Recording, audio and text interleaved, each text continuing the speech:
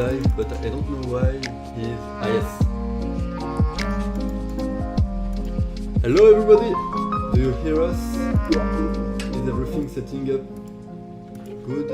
Everyone, hope everything is it streaming? working. Looking at the stream, it doesn't. I don't really.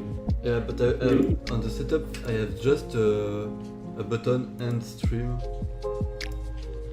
No, okay, we are live. Perfect. Hello everybody, I hope you are all going well, doing well.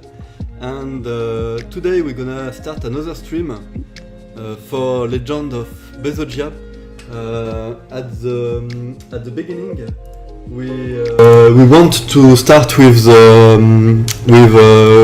doing the first boss fight, the Donald Pump, but we change a little bit the program now because we would like to focus on the map, and because some of the elements we would like to develop now will be important for the boss fight too. So we're gonna do another element that will be really important in the game. It will be some cannons and projectile you will have on the map that you'll have to escape. They will be shot from a lot of different places, like monster camp or just from element integrated and in the landscape. So yeah, we are changing the program a little bit. So we're gonna do some cannon that will be shooting from all these platforms. So maybe we can have a little look to the thing. So on the map you will have some tower like this, a lot of towers, and some elements in the landscape like this too. We're gonna create a system that will allow this system to shoot projectile on you with Benjamin today. It will give more interest in exploration and add more danger in the map. Yeah, the goal is right now. It's quite.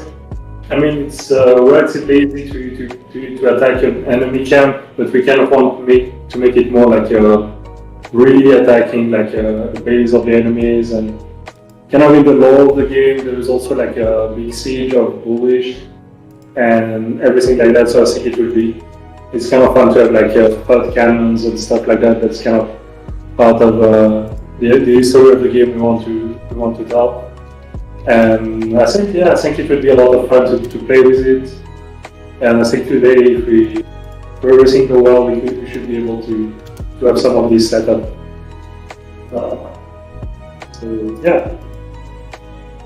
Oh yeah, and I forget, we are going on the vocal chat of the game of Legend of Bezogia.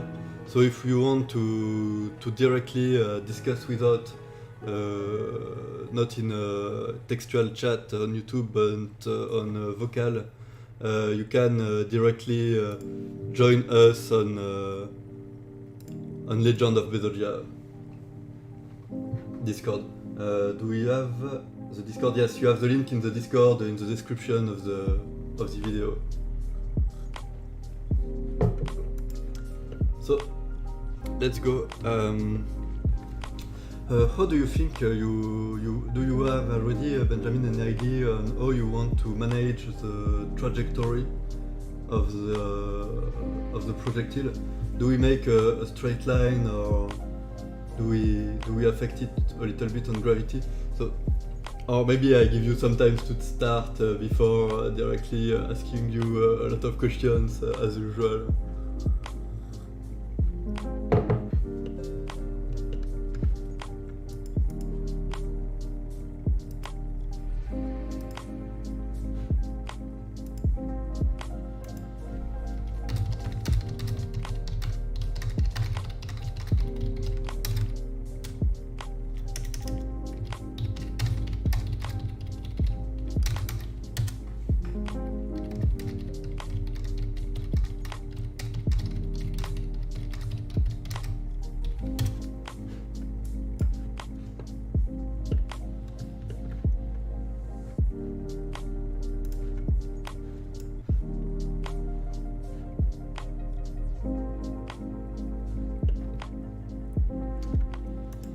Okay, now I'm back in the voice chat. Ah, cool. I'm sorry. It's me. I forget to warn you. I didn't think about it.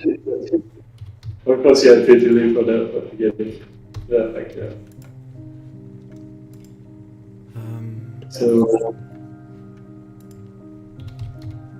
I have somewhere a little script that Quentin did that allow you to that put an object in the direction of the player. I don't know if you need it or maybe you will start.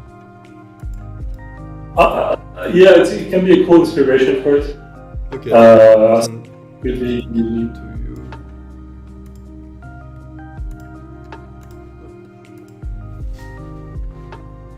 So, because this will need to be synchronized, I think the easiest way. I kind of know how to do these things. Hello Yam, hello Quinzen, cool to see you again. How are you? Yes.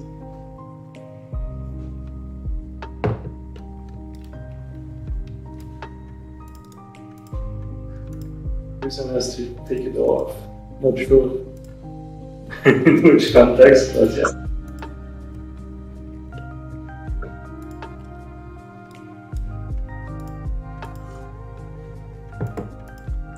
So let's start with the cannon.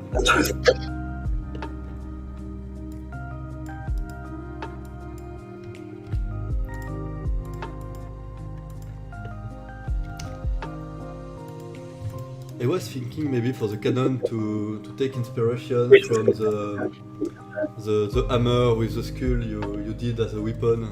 It could be cool. We'd like to have a cannon, two different cannon, one for the monster camp and maybe one for the ruins. In general, we could have third cannon and and a lot of different cannon too. Yeah.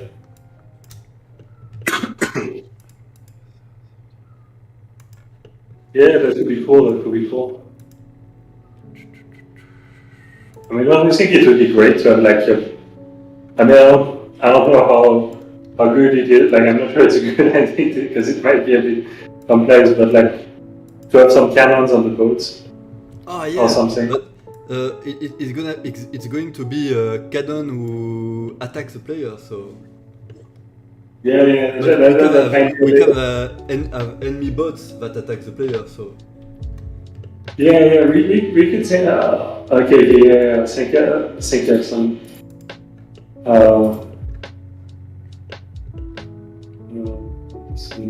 Yeah.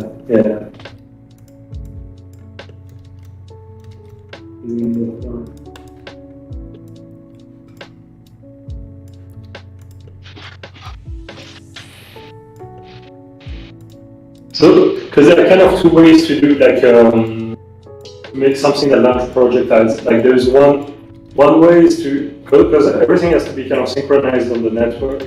Yeah. But we can do it in two ways. One is to basically spawn a projectile. So like there will be like it will be created and it will be like a real object on the map. And the other possibility is to basically store the data of the projectile that is launched in some kind of structure. But like, the question is mostly how many projectiles do you expect to be launched by this? Like, is it more like one every 5 seconds, or one like a? It's should be to say. What do you think it will be the best? Because I think the projectile should be big, but big, slow, and so we don't need a lot of them. Maybe we don't need too many, but it's as you plan. Okay. So because it's on the. Okay, yeah, I'll try something. I'll try something with because since it's on the network, Yeah, I think we could do something like that. I will try some code and we'll see how it works. Maybe with this we'll have a little bit more freedom.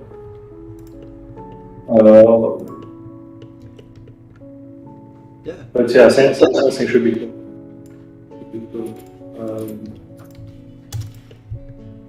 The idea is to have something. I think the idea is to have something that gives some interest to look at the map when you are working. So there is not just the monster, but all the landscape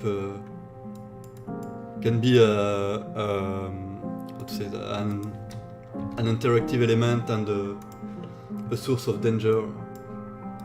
Yeah. Makes sense.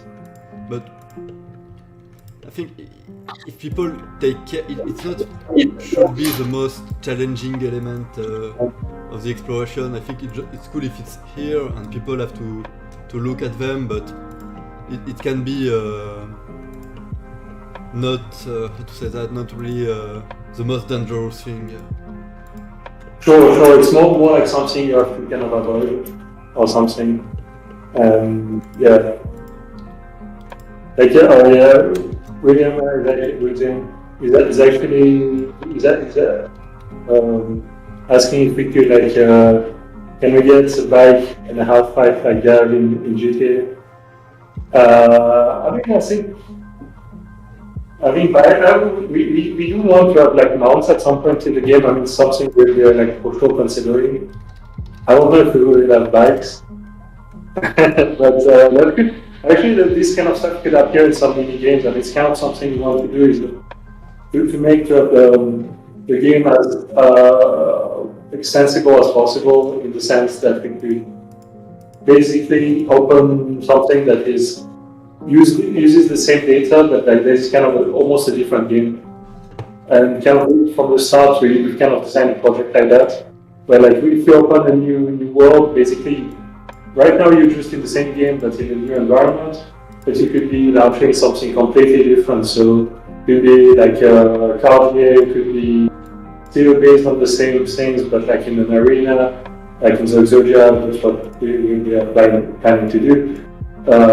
And so I think having some mode of the game, some kind of arena or PvP place where you can have a bike or something, that would definitely that could be really fun. So that's something we could do with what we've done so far. For the form of the first cannon, I was thinking for the cannon that will be on the top of the monster towers, we could have something with the head, the imagine from the head of a piranha, from the form from their skull, because it's a pretty spherical form, so it's really easy to have them move in all the direction, and it's really nice and aggressive. So I think piranha could be a good inspiration for the shape of the head. Yeah.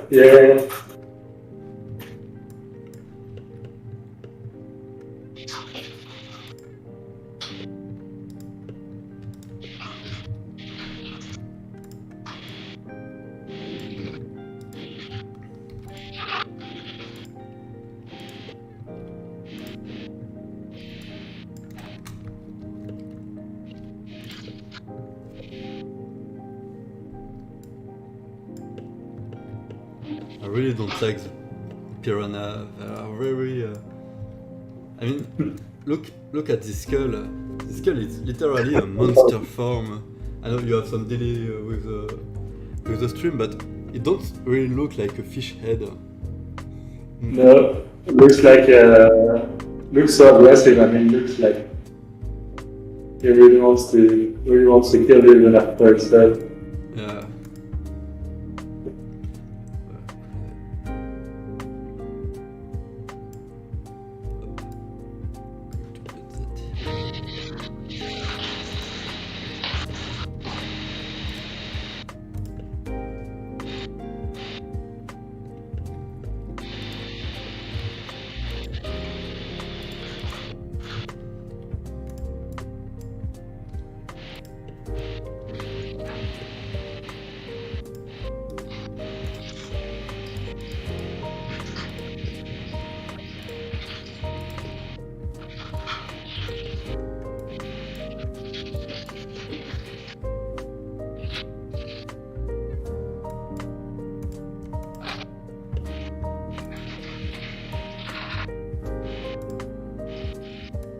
Okay, so basically, what we will do, the code, we'll have some projectiles that will have. So each of these things will have like a list of projectiles they can send, and like every time it launches one, it will kind of be created. I'm trying to make something that make it in a way that is like can be quite optimized, so it will be easy to. Do you think all players should have their own cannon and we don't synchronize the position but we synchronize the projectile? Or the cannon choose the player and focus on him? I think the cannon will choose we'll find the player. I mean, we'll choose the player because anyway it will be on the server, and because it will be the server. Like in this game, like basically the server will decide everything. And so it shouldn't be too. I think it shouldn't be too complicated. I think it's perfect. You're absolutely right. But like, yeah, the position, the rotation will be synchronized.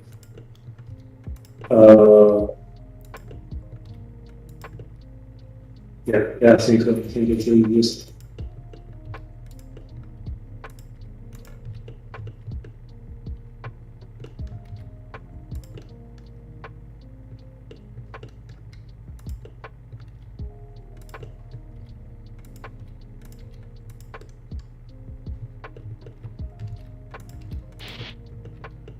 I have to deform a little bit the form of the skull to make it fit with the idea of a cannon.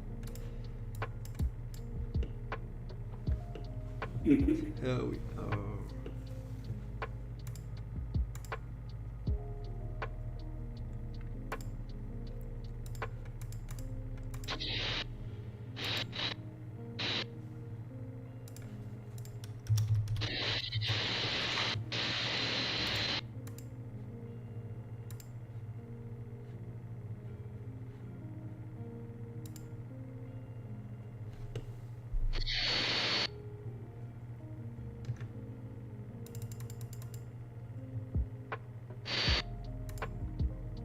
We've actually added like these days like a lot of weapons to the game.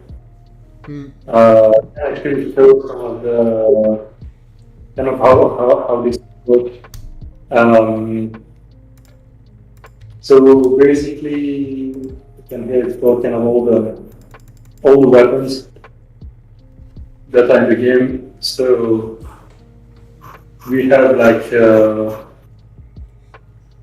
I don't know, over 100 of them that are already there, and we'll probably add like more. I don't know if maybe that will be enough for the launch of the beta.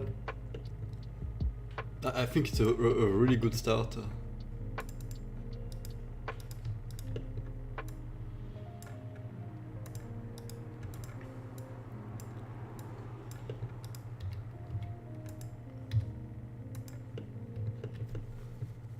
If I can help you in any way for the integration of the weapon, don't hesitate to tell me, of course. It's kind of fun, and the good thing is like when I do it, because we'll probably keep adding lots of weapons in the future. I kind of find ways to make the process more efficient, like creating automatic. I made a couple of scripts to add things automatically, so you can visualize like what's the position which things should be and stuff, like where the effects would be and all this kind of stuff. Same for the bow and arrow, we'll have like some. This will be a lot. I can't wait to see the system of arrow you described to me. It's cool. Like right now, like I need to tweak a couple of small things. Like as you can see, like on the screen, I don't know if it's like updated yet, but like it's like basically like each bow will have like like it would be kind of in one mesh for the bow and one mesh for the arrow, and so it would like there would be some deformation to the mesh and to the like of the bow is through some bone structure. So actually, like this, it should be we might actually have better performances than if we did it like a more simple way with like just basically a wire made from script. And actually, it's quite easy to add, so I think that will be quite fun. And it's I mean, I'm mostly like a developer, but I kind of enjoy sometimes doing some like 3D work and stuff. Like I used to do like quite a lot of banter for fun, so that's kind of something I enjoy quite a bit. You did some really good things with Blender. In the what you show me on the procedural landscape and what you did for Gangvi was really amazing.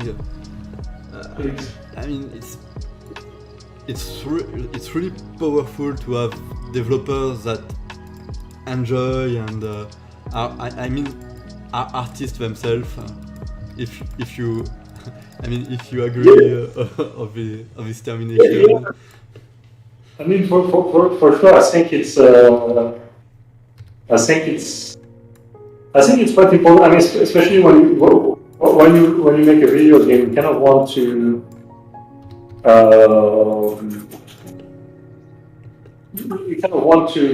make it as like really fun and like really. I think there's like a strong interaction between the code and the 3D world. I mean, like these things cannot really be completely separated. And usually, like most of the fun kind of comes at the intersections of both of these things. Like it's kind of having like code that like works well with the map and works well with the models and stuff. And if you kind of understand a little bit both, you can do really, really cool things.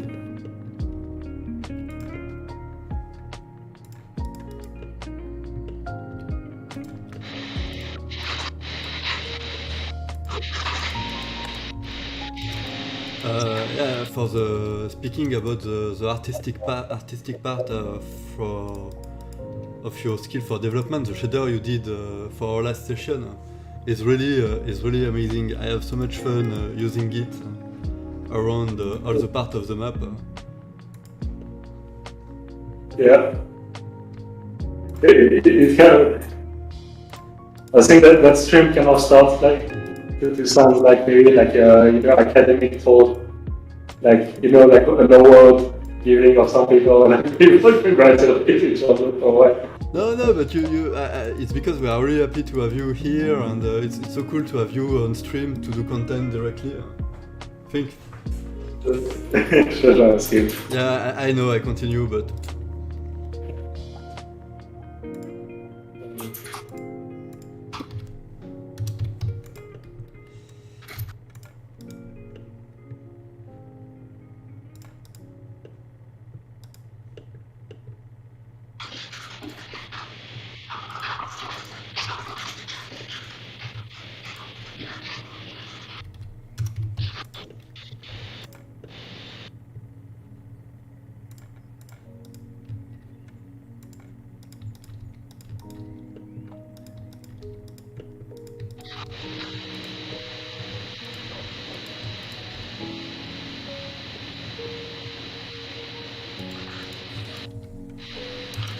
But I think like next week will be quite a lot of fun for the beta.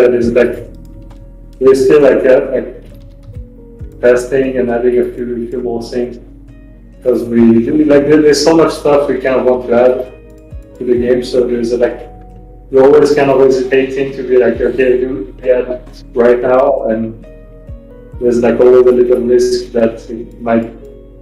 I mean, won't be as stable because we didn't have the time to test it as much. Or do we wait a couple of? Do we do it just after the launch of the beta? So right now we're kind of pushing to add quite a lot of things, but I think it's should be worth it. I mean, I tested. I don't know how stable everything will be on day one, but I'm sure that it will be a lot of fun and there will be a lot of stuff to explore in the game.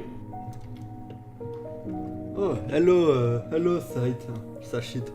How are you? Nice to see you here. So now I forget the nose.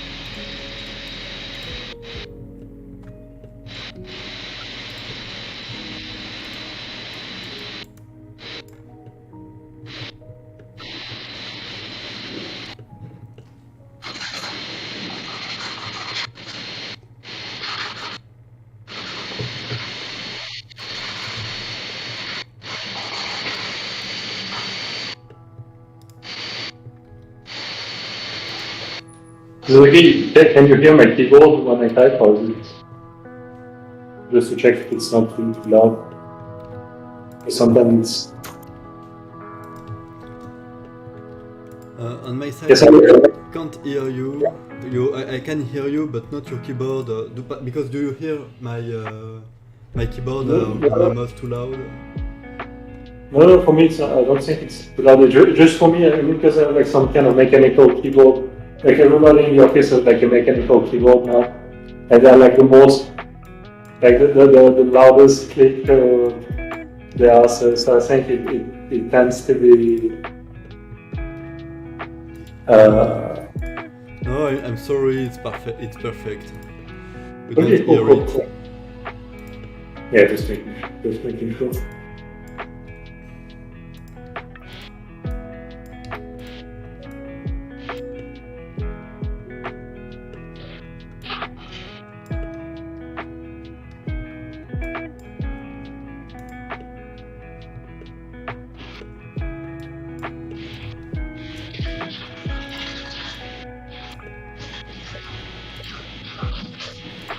Our mechanical keyboard, like people who buy a motorbike and want it to be loud to show their power. Yeah, it's kind of like that. I mean, it's kind of when you get used to have like a click when you type something, it feels like a lot more satisfying. So you kind of it's kind of hard to like type on another. I mean, it's just like a lot more fun. It's like I imagine it's like typing on a tactile keyboard. Yeah,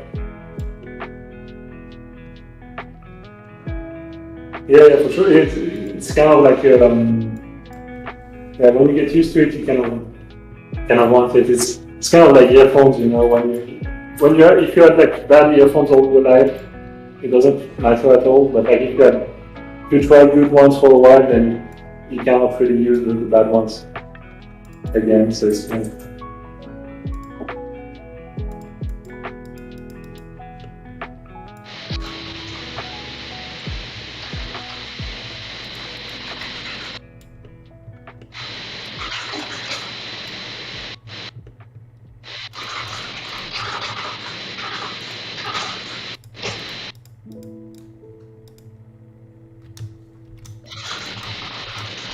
Maybe sometimes it looks like something is it's something speaking on the vocal of Bezogia, because it seems like sometimes I heard something like someone is speaking.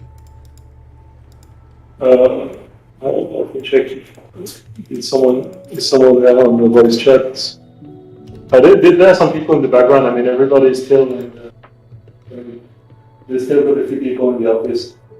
Like usually, I mean, these days, like since we have so many 3D models and stuff, like the 3D design team in the office is like a bit more like kind of relaxed, but like the devs usually stay quite fixed in the office. But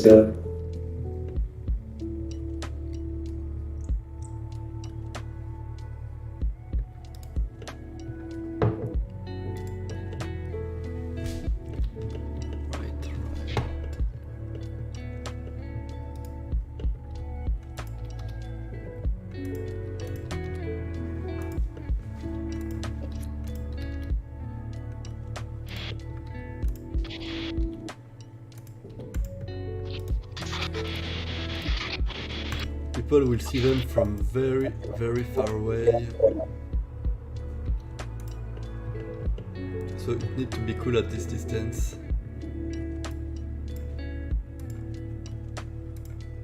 Cool.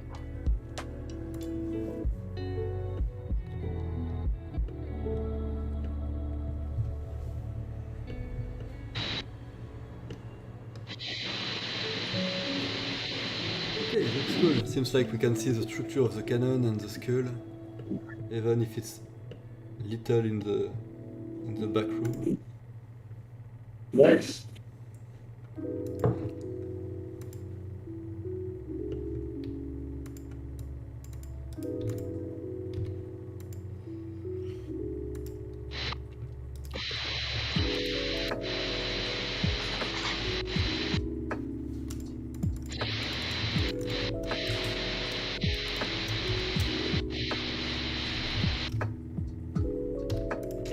I can send you soon a better model.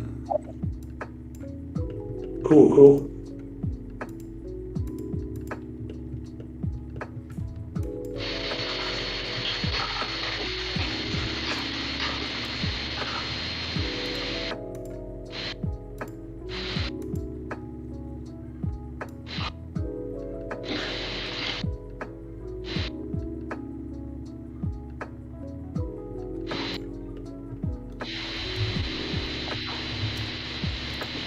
Perfect.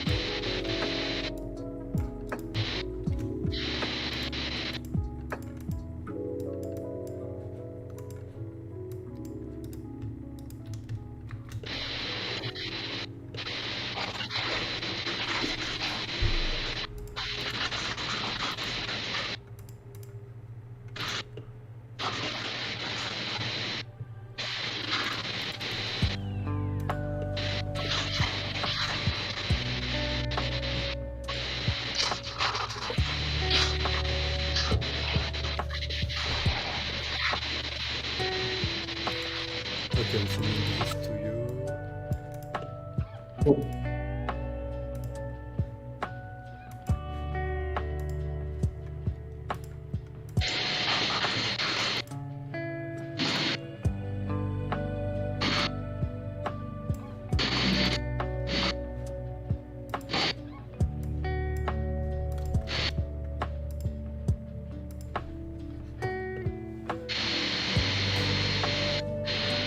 Please.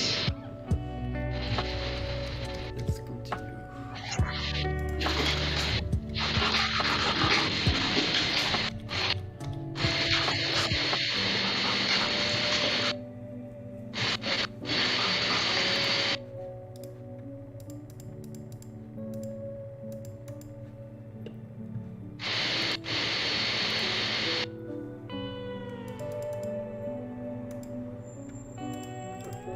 Going to add a little bit of texture on the skull.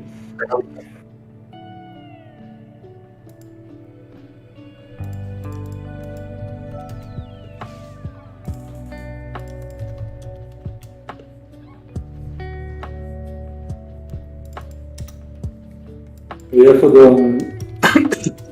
project guys, so basically what we do for us, still like considering a few, there's always like loads of options, but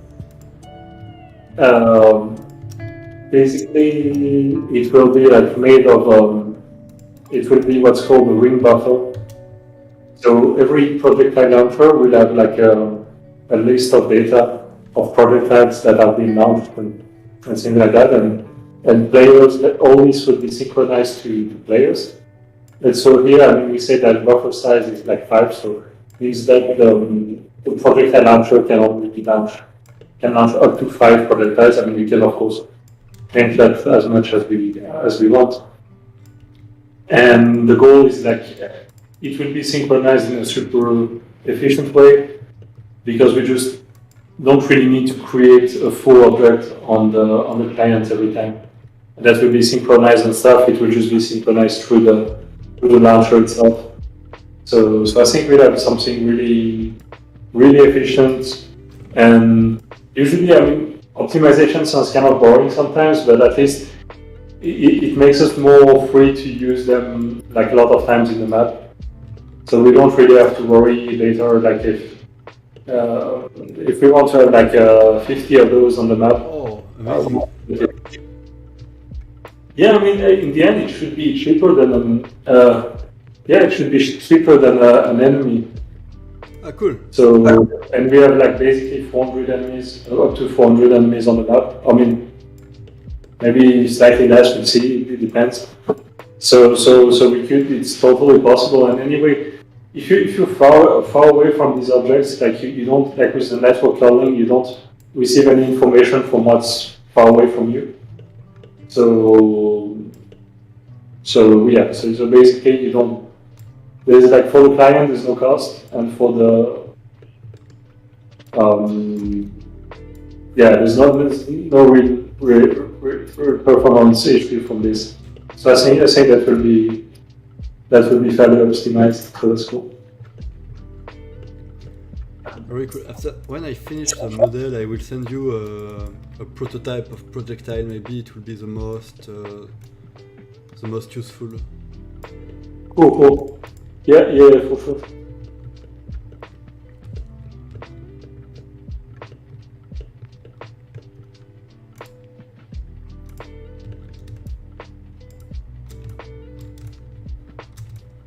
Do you think we will be able? We could have an explosion at the impact? For sure. Ah, amazing. Yeah. Because I think it's not a problem if they choose a player. I mean, if even with beautiful graphical effect, everybody will enjoy the canon for the graphical part. I mean, adding explosion in a game is always works. Oh, yeah, of course. Yeah, it's always like yeah, definitely.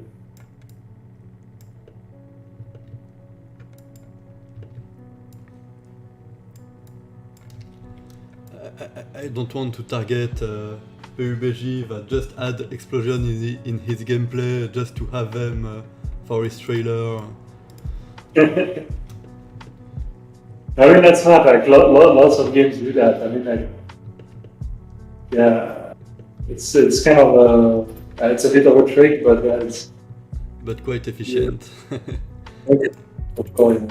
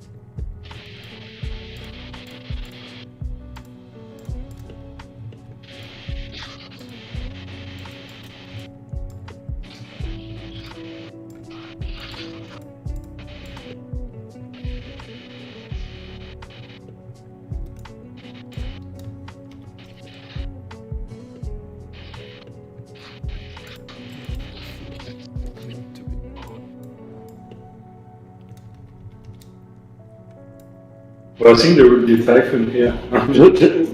Let me just check the weather forecast here, just a bit, to make sure I won't be stuck in the office with a major typhoon. I think it's. Hope it's not a big one. How is the weather in China? Do you have heat waves too here? I mean, usually, like for a while, it was really hot. I mean, it's always hot in the summer, but like, it's at least it's not too.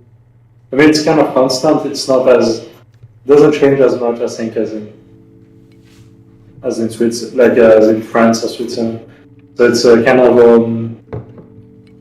like you in China, you know that you have like 6 months a year where it's like 34 or 35 or 32 or something like that. So it's a kind of a degree Celsius. So it's kind of people get used to it.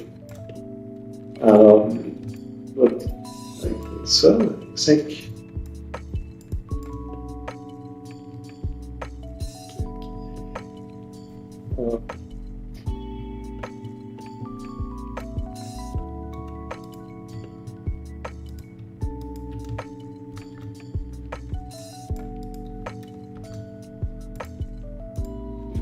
Forecast and stream.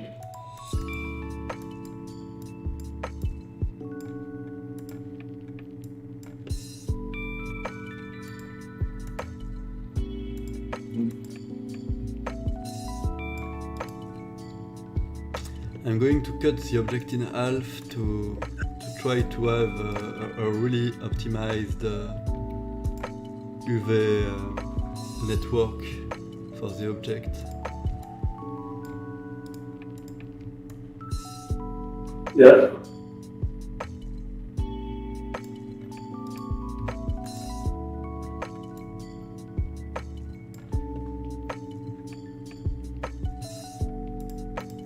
Yeah, so apparently there's like there's indeed like at least a pretty big typhoon. I mean, it's not that big, I guess.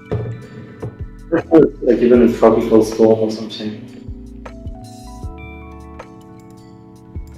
I guess it could be that. Yeah, tropical cyclone. Just need to be careful when I go home.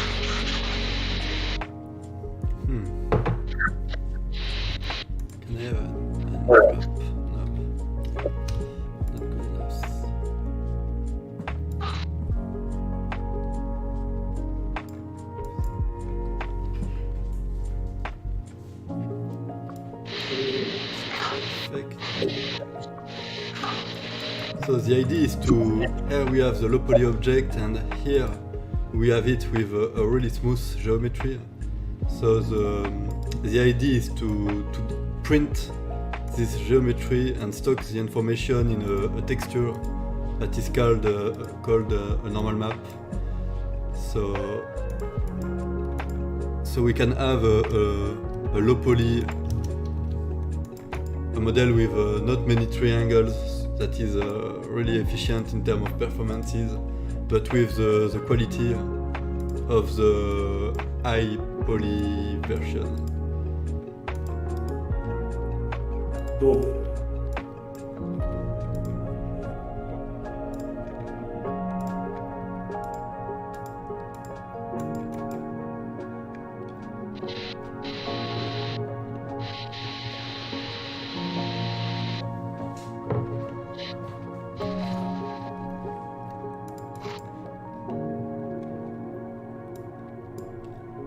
There we go. So now we don't need anymore the high poly version, and we are going to make some texture on this.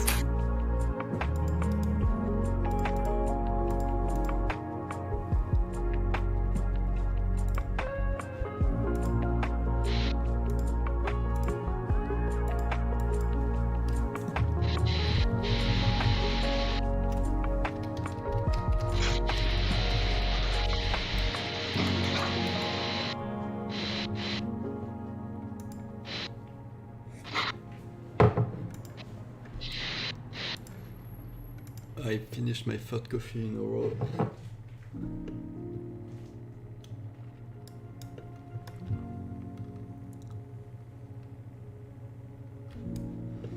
So the cannon is going to take the place of this one on the top of on some towers.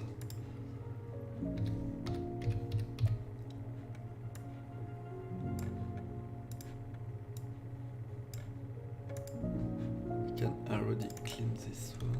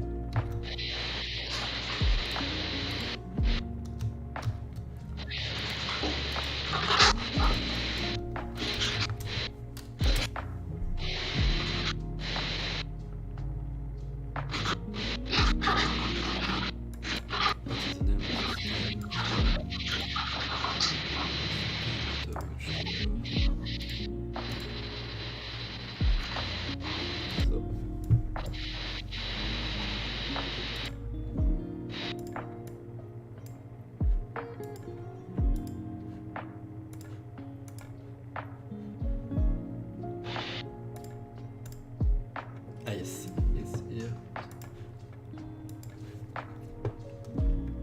I'm just going to quickly delete this part of the model.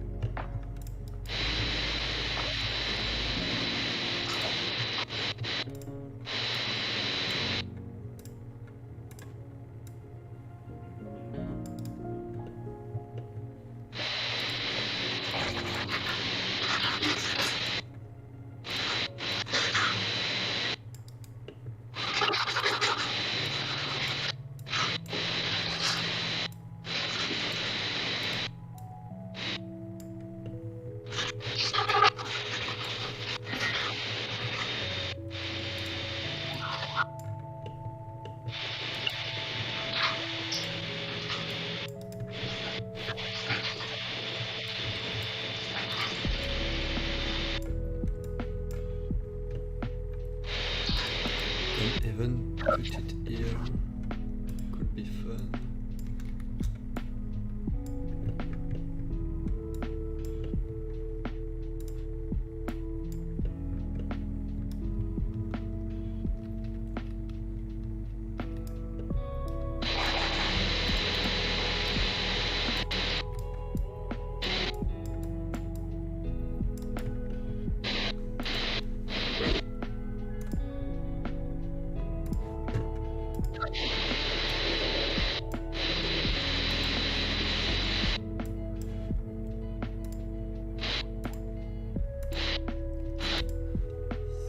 Let's start the texture. So as usual, we are going in substance to start texturing. Where are my windows?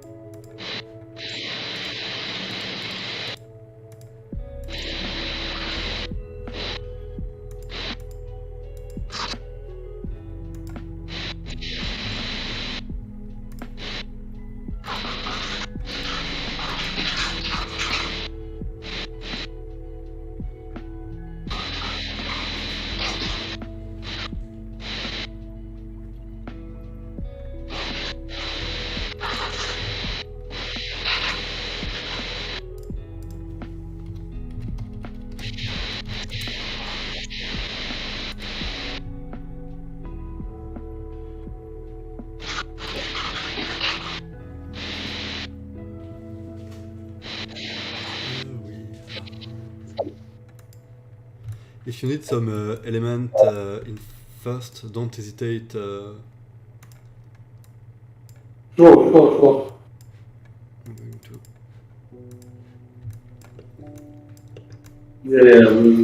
Right now, I think mostly, I mean, basically the construction of this will be, it will be like an object. There will be a prefab for the projectile and a prefab for the explosion. Okay, cool. I think it's a good idea to do it like this. And we already have a kind of a system for the effects. So as long as, if it's just a particle that launches once, it will work perfectly because it will just play this. If there is a sound, it will play. Could we have a particle when he shoots the projectile too? To have like smoke making a circle around the mouth. Yeah.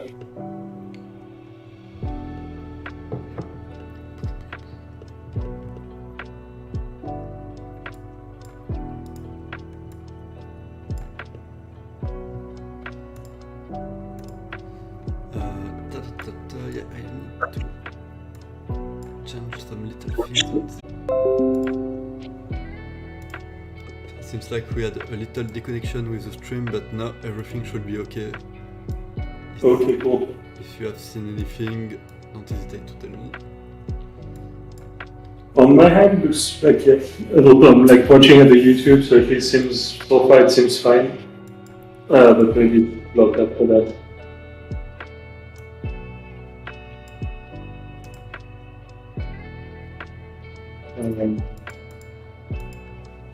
So basically what will happen with the projectiles is that there will be the server will just send like the starting data for the projectile.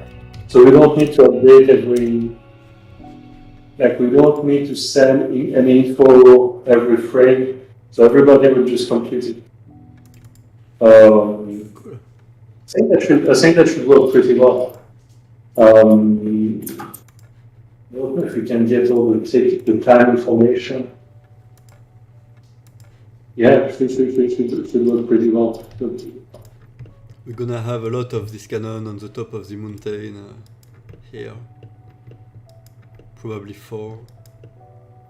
Yeah, that would be cool. I think that will make every like visiting the map a lot more challenging. Yeah. Yeah, it's really going to be good.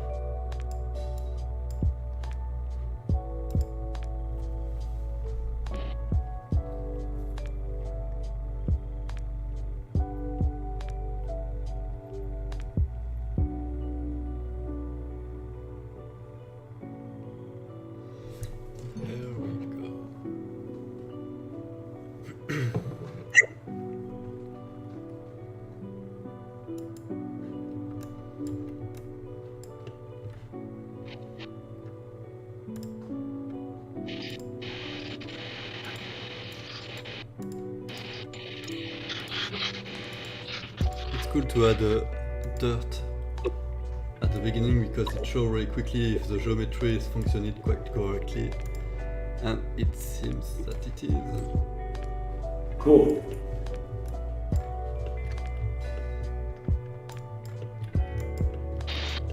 Maybe you can add some details again.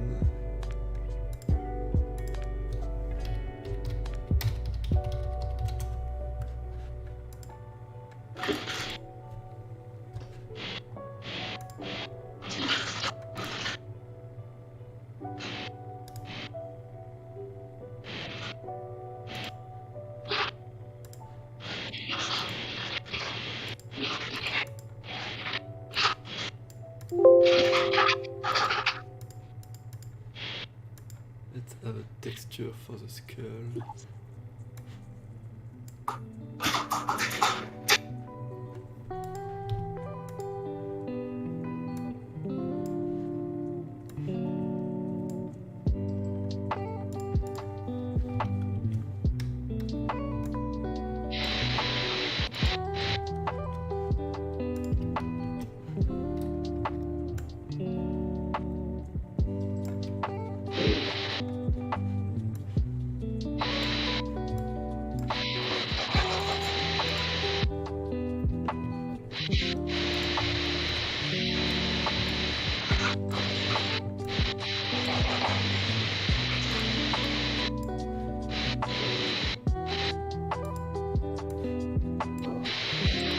So, okay, render.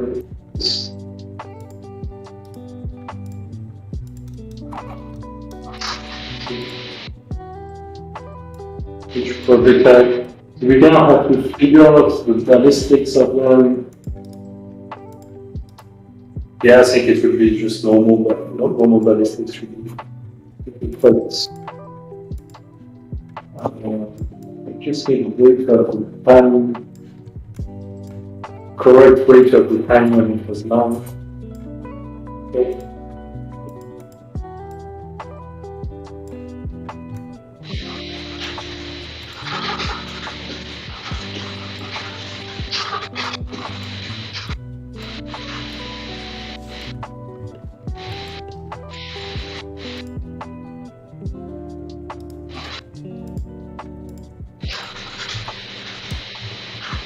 Maybe we can have a texture of frost metal for the cannon itself.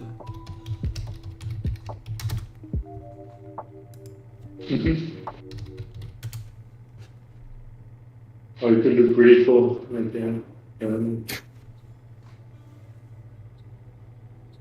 Yeah. Yes.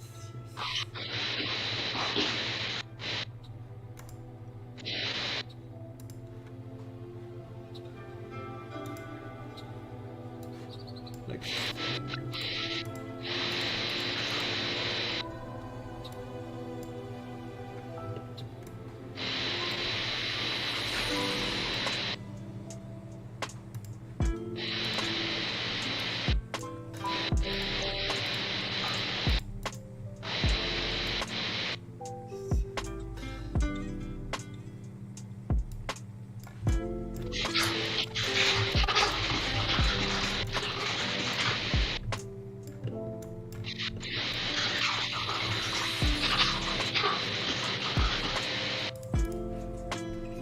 So should we add some paint color on this?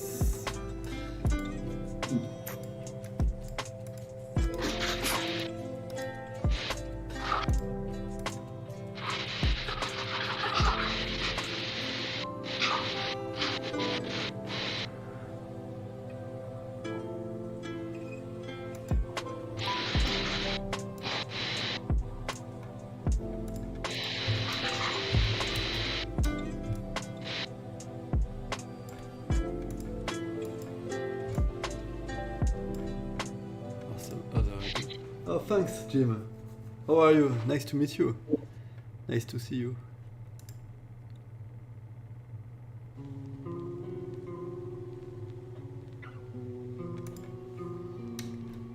How? No, cool. Like, AV just sent me some cool sound for the game. Nice. Yeah. Nice.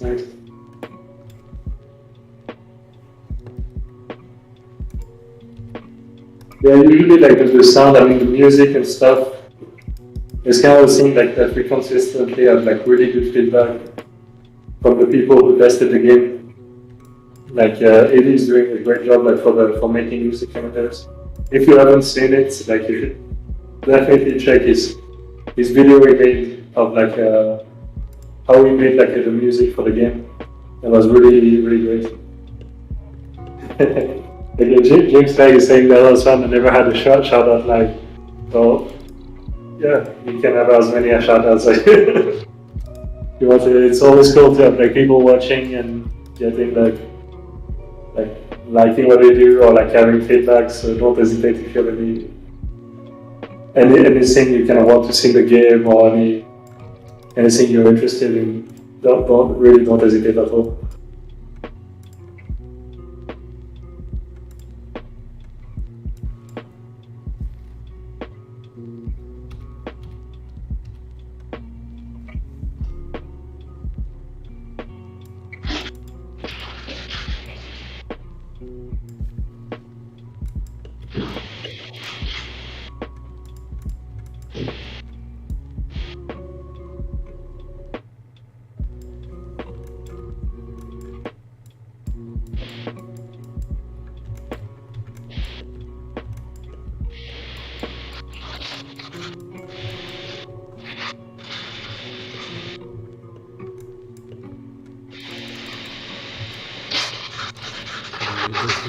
aggressive enough.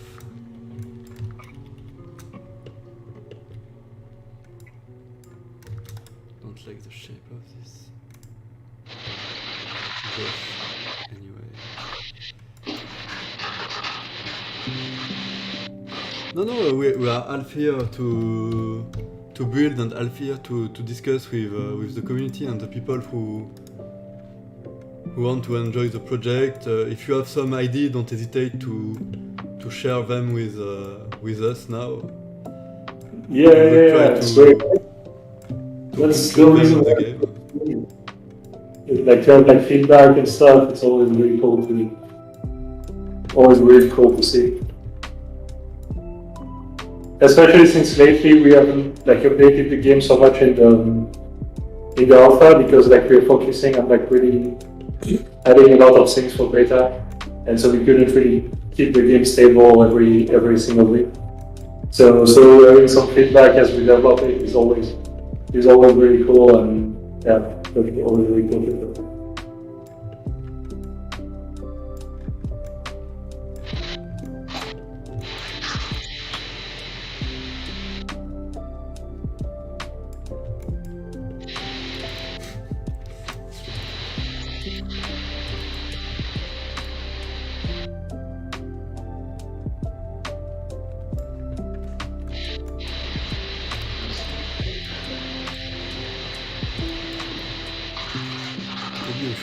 Something that implicate fire on the texture to show that it's a cannon.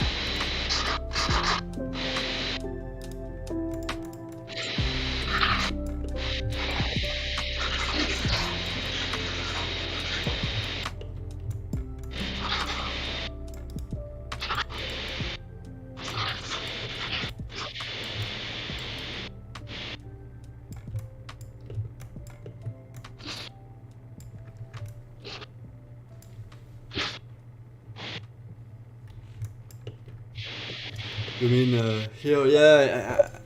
You mean like here, Jim? I think I should take. Like reason the eye sockets.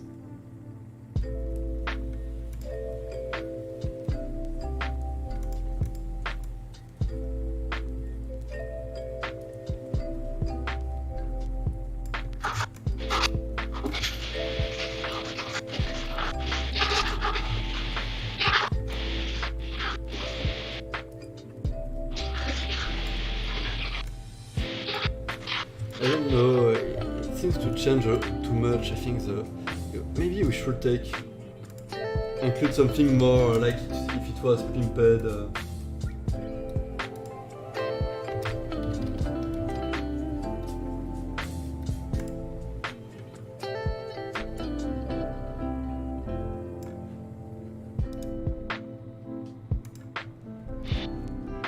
But if we take some fire.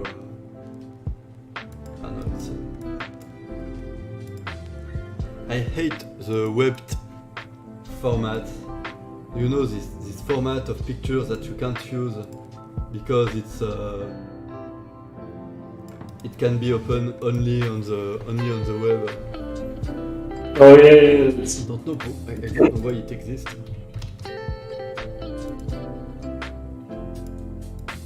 Yeah.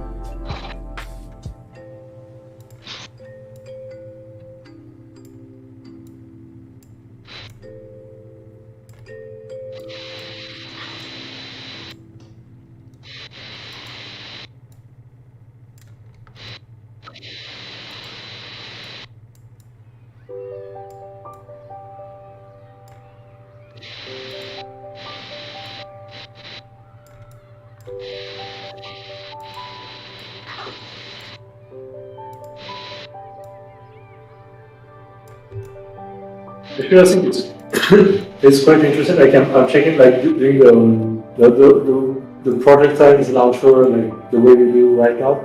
Actually, it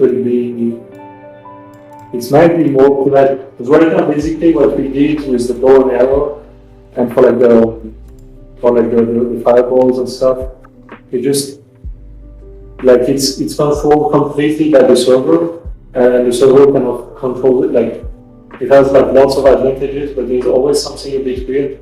Is that when the projectile leaves your area of interest, like for instance, if you fire a projectile, but because like in the game,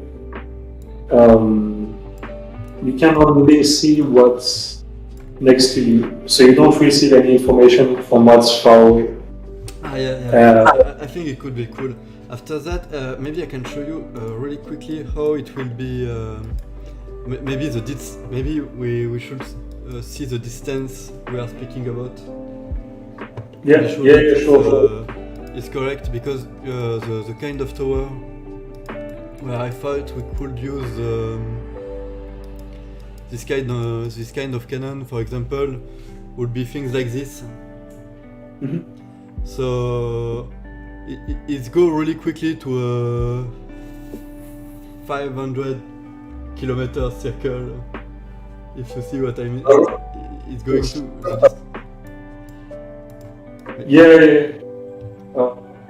Okay. I think probably should be fine. I think we'll see. Like there is like right now the radius. I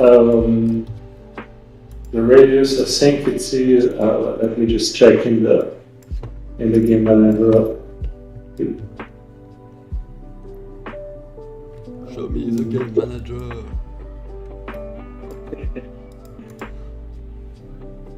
Okay, yeah, it's exactly that. I have a 1 kilometer circle radius here. Okay. It seems enormous, but in reality it will be. It's as they are on water. It's not so big because there is a lot of part. Yeah. I mean, I think we could make them. Just thinking of how big should this be? What's? I think that should work. I'll see. Maybe there is a way to custom make a custom radius for the areas of interest. Because right now, basically, in the game, actually, you don't see what's like all the network stuff. You don't see anything that is further away than 300 meters from you, which is very low. Like I mean, it's fairly low. But in most cases, actually, you don't notice it. Yeah, exactly. It's like for most stuff, it's more than enough. If you have a big cannon like that launches stuff at you, you still kind of probably still want to be able to. Because the thing is, like, if you're not in the area of interest, you will still be shot by the cannon. Like the server will still you still see that you're being shot. I mean, you still receive the damage, but you won't see the cannon and you won't see the projectile, which might be a bit frustrating. Do you think it could be maybe? Do you think it could be cool to have a laser pointing at you or something like that? Maybe, or to warn you. I don't know. In some games, like in Breath of the Wild, I've seen that they are doing these kind of things, but I think it makes escape the escape of the cannon maybe a little bit too easy.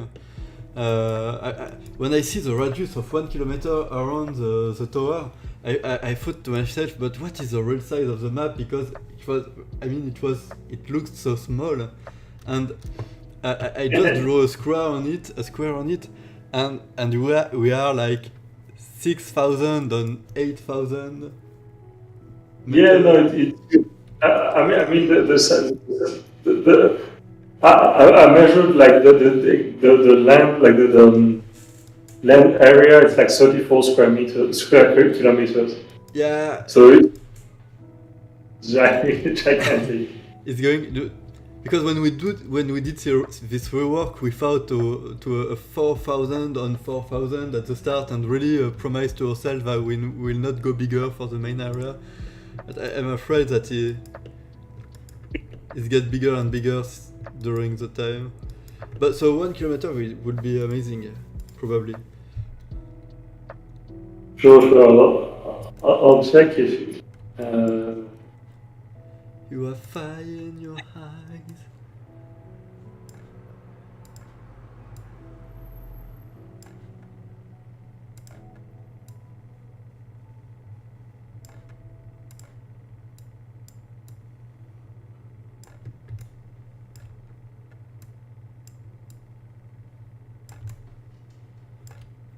So the chat, what do you think about eyes like this?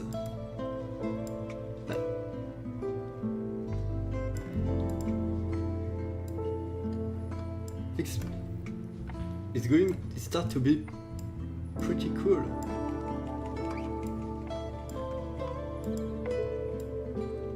Oh, hello PGB. Didn't notice you directly.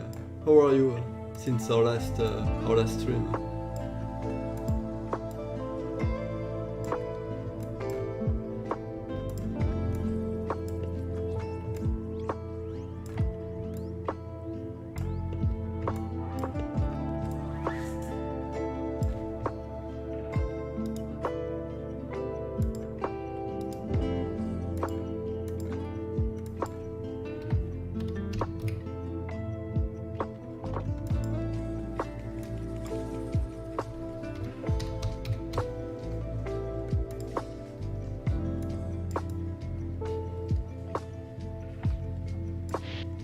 Ah, cool.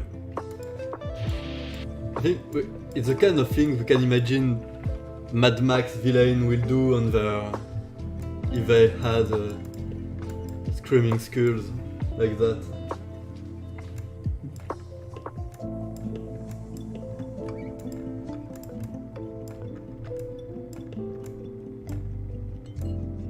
I like it too.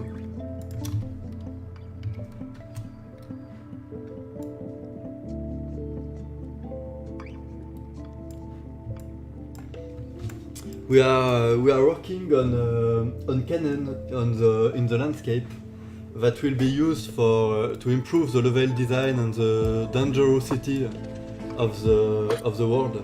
So you'll have all around the map on some towers or sculpted on some rocks some cannon that will shoot you during your exploration. So the place of this kind of enemy will be, it can be in different places. This one, for example, is inside the tower and will shoot you when you are near him, or it could be on the top too, and you'll have to escape it. It should add a lot of fun during the exploration, because you should take care of the enemies. But you should look around you to be sure that you are not in the sight of one of the shooting tower. So it's a way to make the landscape of the game dangerously as itself.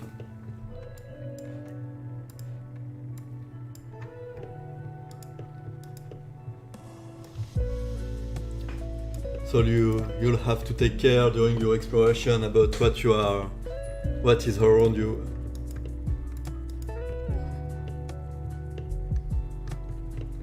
Okay, let's export this texture. I think it's a good start.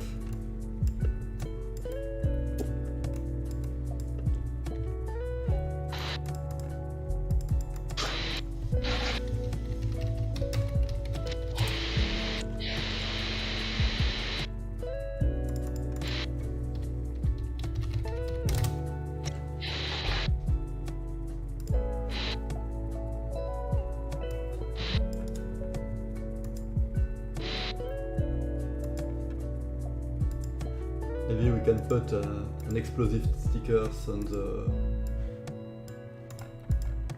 the bottom of the cannon. Would make sense. Yeah. No, the texture with the mirror texture, it don't really work.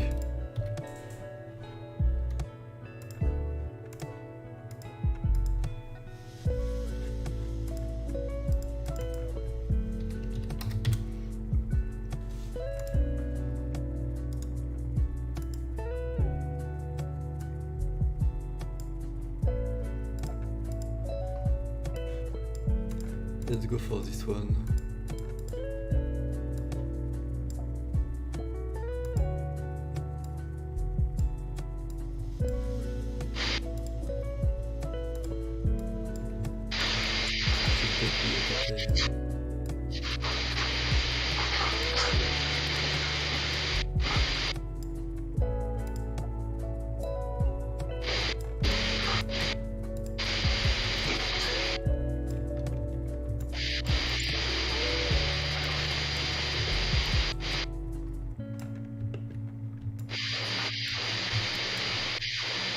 Okay, let's go for this one.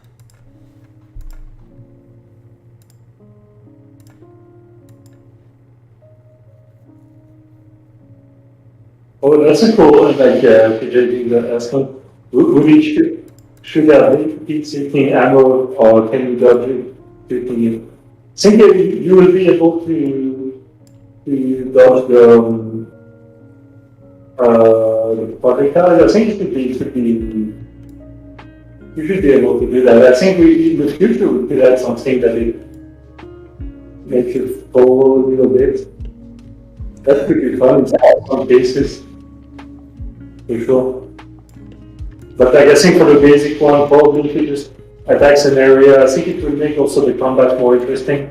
So if you're attacking like a group of enemies and nearby there's like a cannon, so you kind of have to avoid being shot at and you have to move around. I think that should be a lot of fun. I don't know if it should really be destroyable on the map. You mean what kind of asset, of object, just to be sure? The cannon, should it be destroyed? Like, should you be able to destroy it? Oh, if we can, it's amazing. But I don't know if we will have the time to do this in the stream. I mean, yeah, I think it's not. It's possible, but like I think it's a bit. Because make them destroyable, it's a thing, but it asks a lot of questions like yeah. How do they respond, the respawn, and all these things.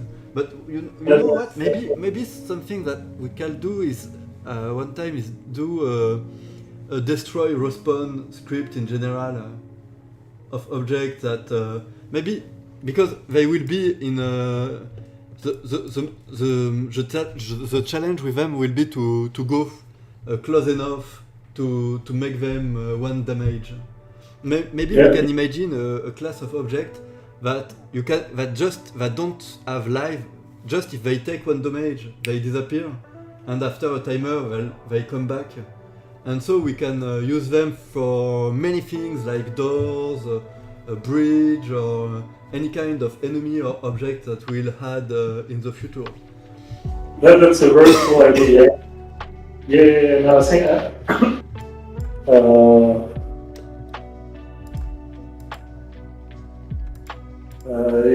I'm just thinking of how we can do that. But I think what we could do is like something that will basically spawn an object. So instead of maybe adding cannons directly on the map, we'll add something that makes the cannon spawn, and the server will check if there is no cannon at the start of the game, it will create one, and then if it gets destroyed, it will just disappear, and maybe like 2 minutes later, it will create another one. It could be really amazing to have this, because we could make very many things, a lot of things with that to make the landscape really more interactable. Imagine with that we can make the boat disappear of the Zeppelin with all the people on it falling in water or from the sky. Maybe it's not a good idea to allow this for the transportation, but you could go spelling over. Yeah, no, for sure. That would be that would be a lot of fun. I think that would be really cool.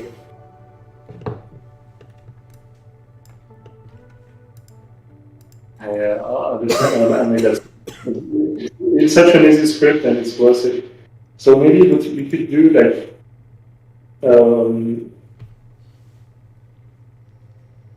Yeah, I think see what we could do.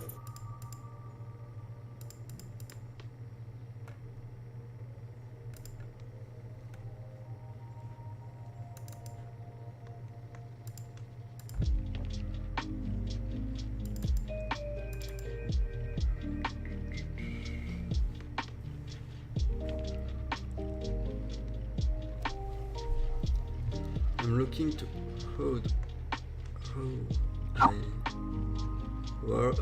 I always lost my files during the streams, so you will have some minutes of me just looking at Explorer. Yes, it's here. Yeah, there's like a lot of this sometimes happening, and so for me it's like a big question when I write a script is like I ask myself how I should name it for like 5-10 minutes sometimes, and I don't know if it's a really. I mean, yes, it's kind of worth it in some cases, but I'm not completely sure. Oh, there is a lot of people coming on the stream. Actually, hello everybody. How is your day? Is it morning, afternoon, where you are? Are you watching this, but you should sleep?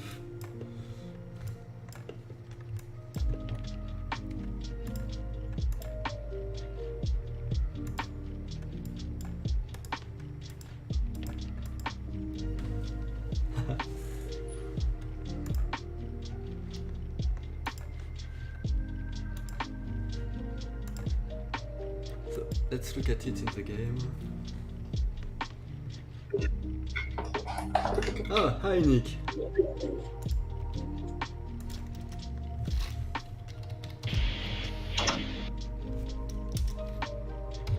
Oh, I see that we have a normal man here. What is a normal man? No, I'm intrigued.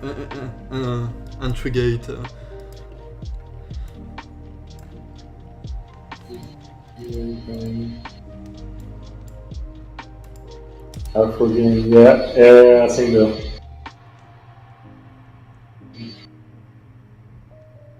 Emotion. Yeah.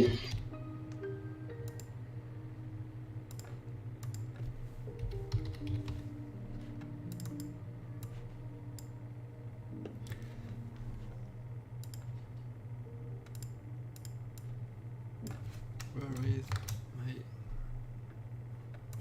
thing?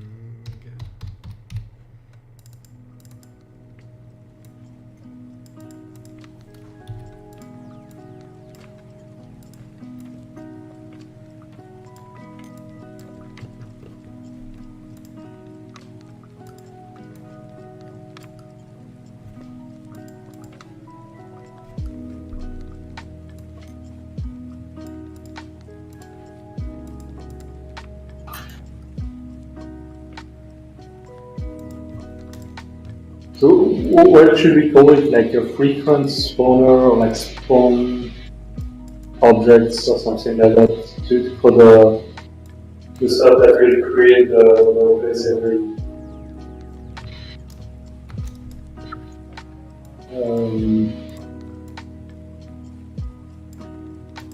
Yeah, let's call it like that.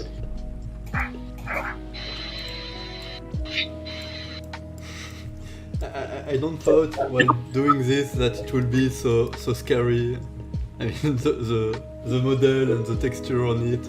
There is something really aggressive coming through the model.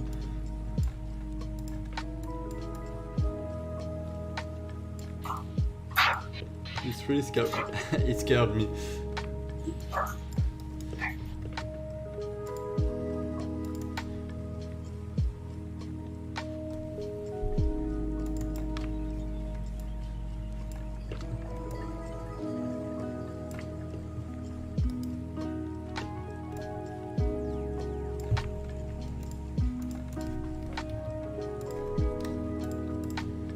This kind of model, we don't need to have the full scale texture.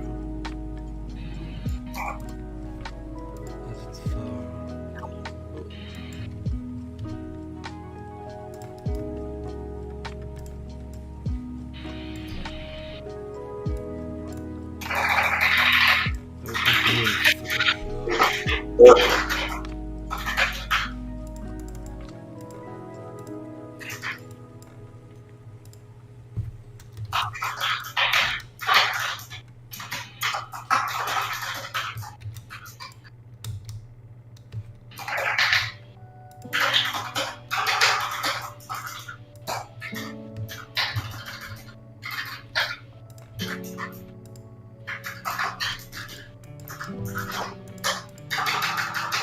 I don't know what you changed, but now we hear a little bit the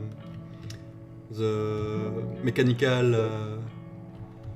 Oh yeah, the mechanical cable. And the sound is beautiful.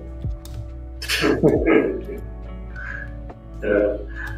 Although it's something kind of weird that happened in the office, like one of these days, we like randomly received keyboards, and we have no idea who sent them.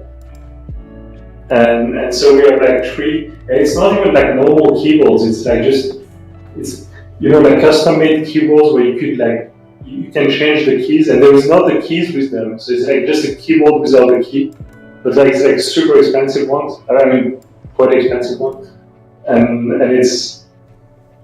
we have no idea why we just received 3 keyboards, and it's like super heavy. I mean, it's like 3 kilos of like pure metal, and we just received that randomly, and we have no idea who sent them and why do we have these keyboards in the office. It's yeah. Isn't it's kind of.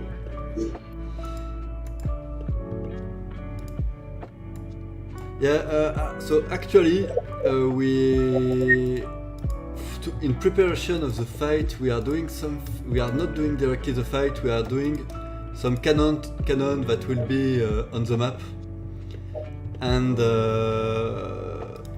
because we was afraid when we started it that we will not be able to finish it during the fight against Donald Pump during the live. But we will do it in the next time. Now we are mostly doing some improvement to the level design with aggressive structure that you'll have to excavate during your exploration of the land.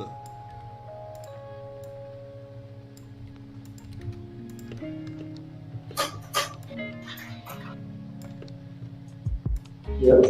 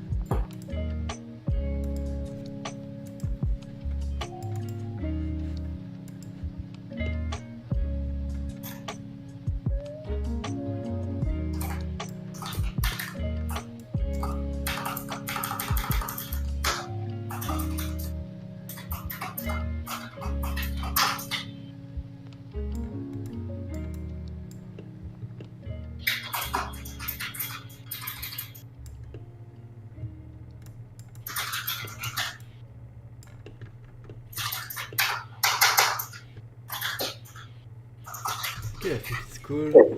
I'm going to send you an improved graphical version of the Canon, Benji. Cool. Where do you want me to put the prefab, the graphical prefab? Just in graphic, and I name him Piranha Canon. Okay, you could add it in graphics somewhere maybe, or like or we could do like a template, prefab, something like that. It's up to you. Yeah, so anyway, it would be I would modify anyway the prefab a little bit. So it would be like a scene of, like it would be a network object. But I think that won't be too much of an issue.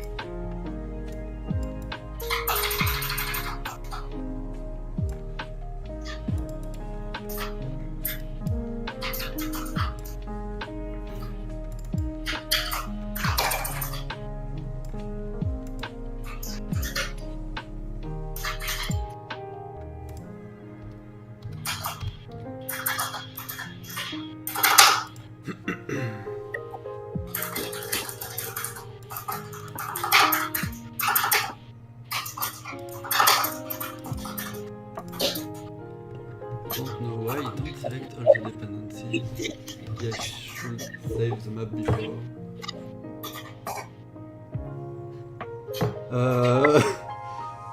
What make you think? I mean, as it's an MMO, I can understand the reference to World of Warcraft, but not sure about the Israeli part. Is this the Israeli World of Warcraft? I hope it's not because it's a play to earn.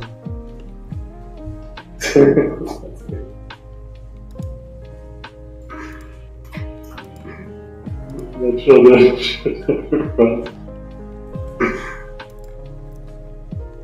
Ah yes, okay, everything here.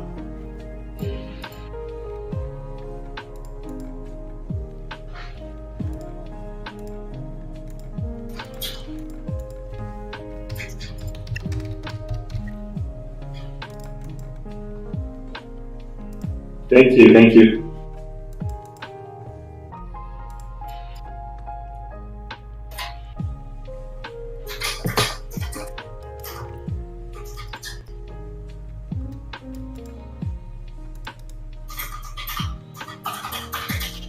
Okay, I have it. I can send you the prefab of the Canon, and you'll have the graphical part. Nice. So for the projectile, how do you want me to prepare it's sending the I just made a prefab static, and it will shoot it. How do you? Yeah. Click your prefab. I think don't hesitate to have some particles. Oh, one thing that could be cool is that, like, the particles that are emitted as the object moves. Like, with the emission of the object. Yeah, you mean like smoke coming from the bullet? Yeah, something like that, and like, you could, there is like an option in Unity for the particle systems to make them like emission of. Yeah, you're 100% right. I think this kind of stuff we look. I mean, we should have kind of a little bit of both, but like, I think this kind of stuff will look cool. Otherwise, people won't be able to see them so much. Yeah, I can make I can make a simulation with the particle system first, and after you tell me if it was what you're thinking about. Okay. Yeah. Perfect.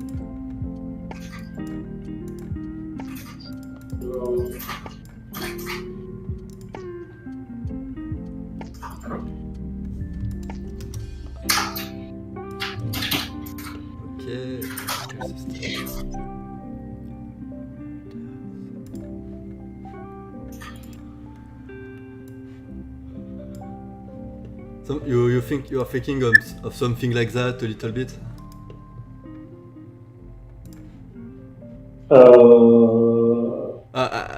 Okay. Okay. Yeah.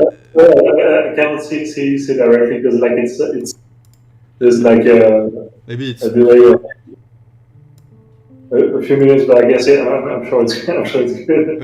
I'm sorry. Yeah, of course. Yeah, oh yeah, of course. Okay, I'm I'll do it in a couple of seconds, I think, it's not good.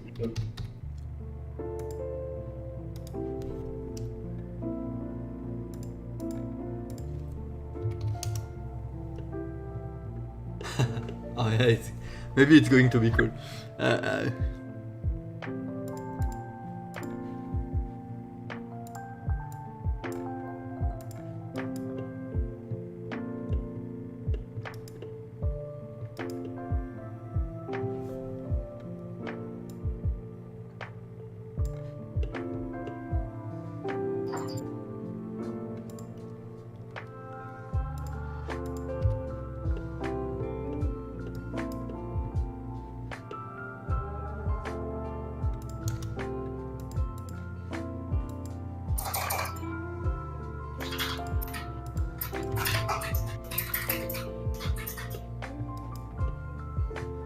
Yeah, the problem is that we have a delay on the text on the...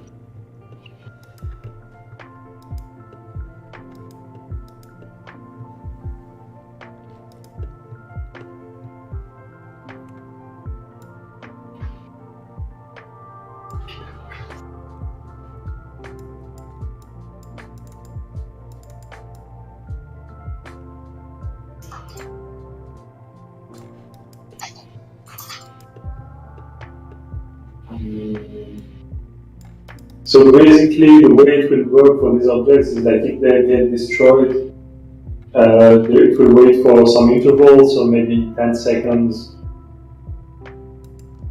or something, or like, I mean, like I write 10 seconds just to test, but like it will be like maybe 1 minute or two, and then it will create it again. Oh yeah, that looks cool. Yeah, I've seen it in the screen. Like yeah, it's this kind of stuff. I think will look pretty cool. For the particles.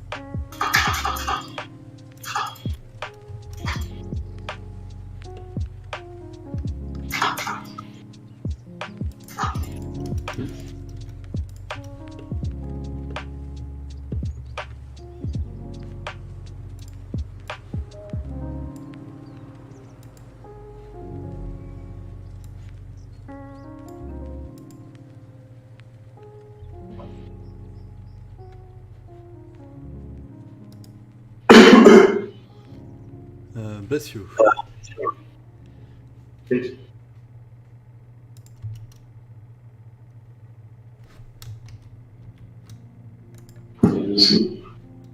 Currently, the typhoon is almost here. We'll see. Getting some updates from. I just think it should be fine. I mean, over the my few years here, like there have been a few big typhoons, but usually it's kind of this one is not a very big one, and usually it's kind of fine. You just need to be a bit careful, not go out too much, but yeah, that shouldn't be too dangerous.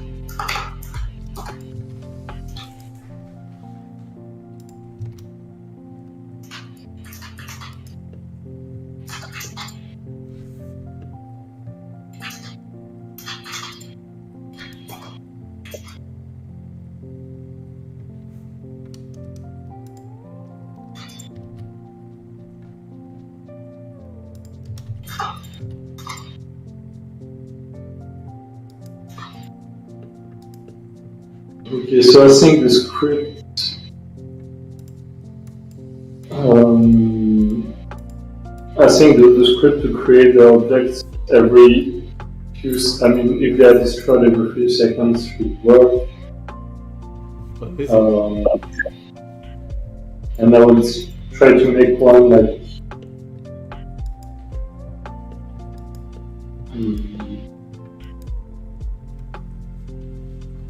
Yeah, I think so. Let's see.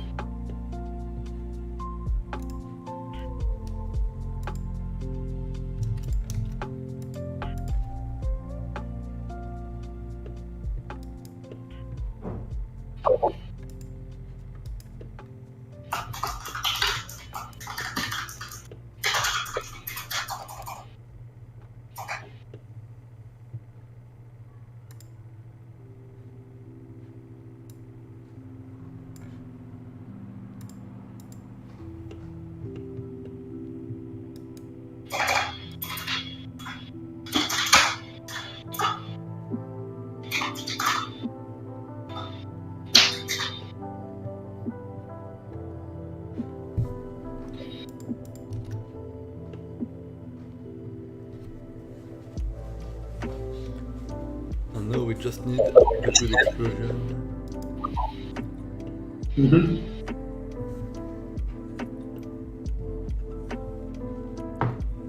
Oh, thanks, Christian.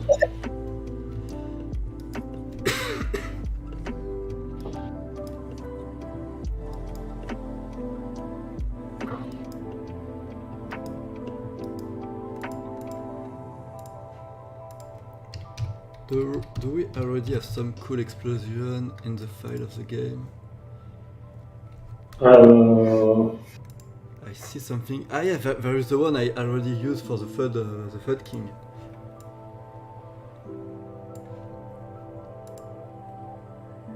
Yeah. Because it could be magical explosion.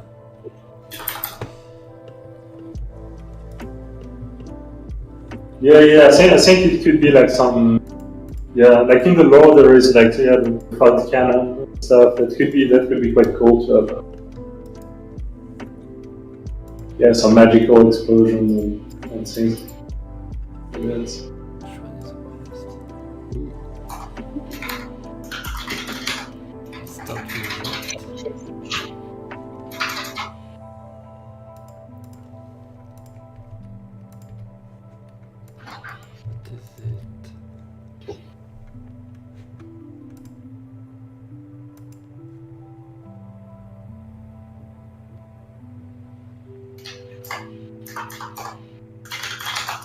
Wow.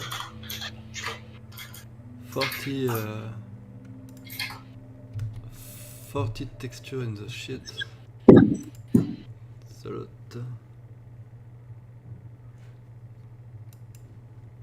I mean, this actually might not take like yeah. Actually, it depends on the size of the texture. Like from what I'm kind of shaders. Actually, it's not necessarily very expensive to have a lot of different objects in there. I know, it's just that it's not indicate how much varies, and as the texture is black on black, I can't do them manually. So I have to guess. Yeah.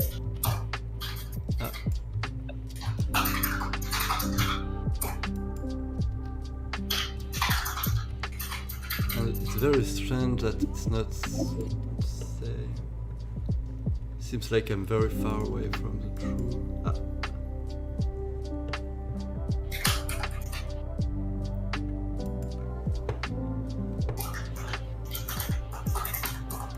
Okay, I'm going to open the file directly because.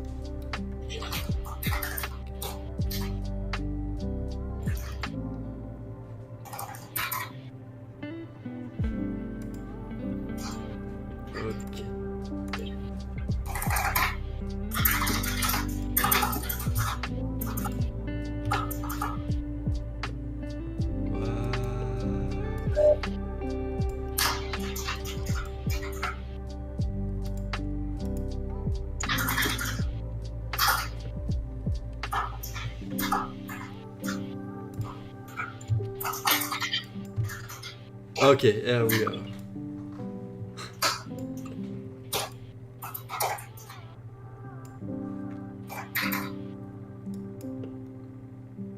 So the destroyable objects, so basically there will be, how do we build them? They should have like they will have a health, base health, and every time you hit them,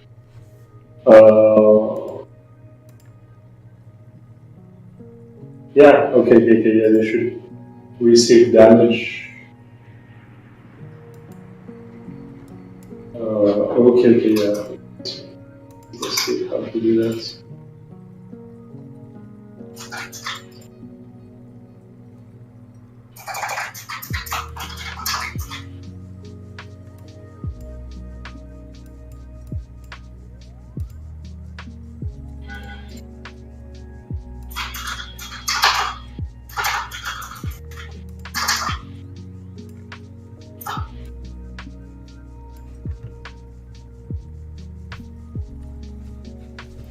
Perfect.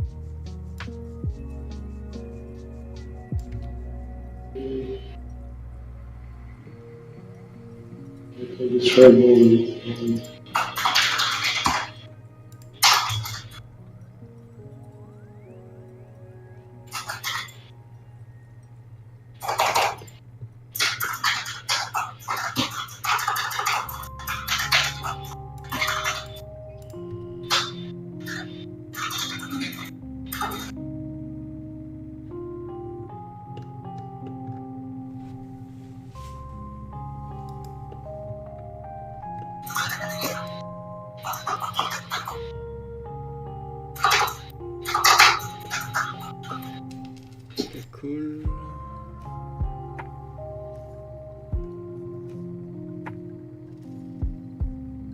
Now I'm doing the collision.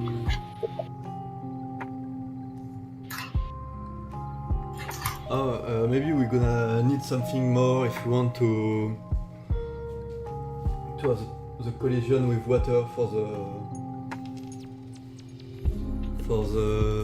the projectile. I'm not sure.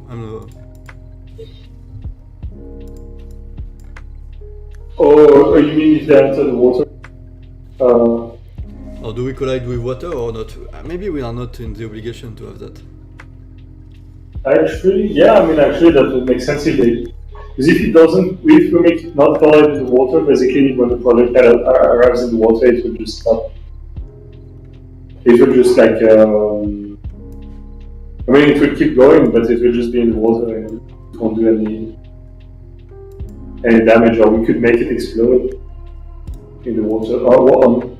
In any case, I mean, we can choose which layer it will do damage on. So if we choose water or if we don't, either way, I think it should be fine.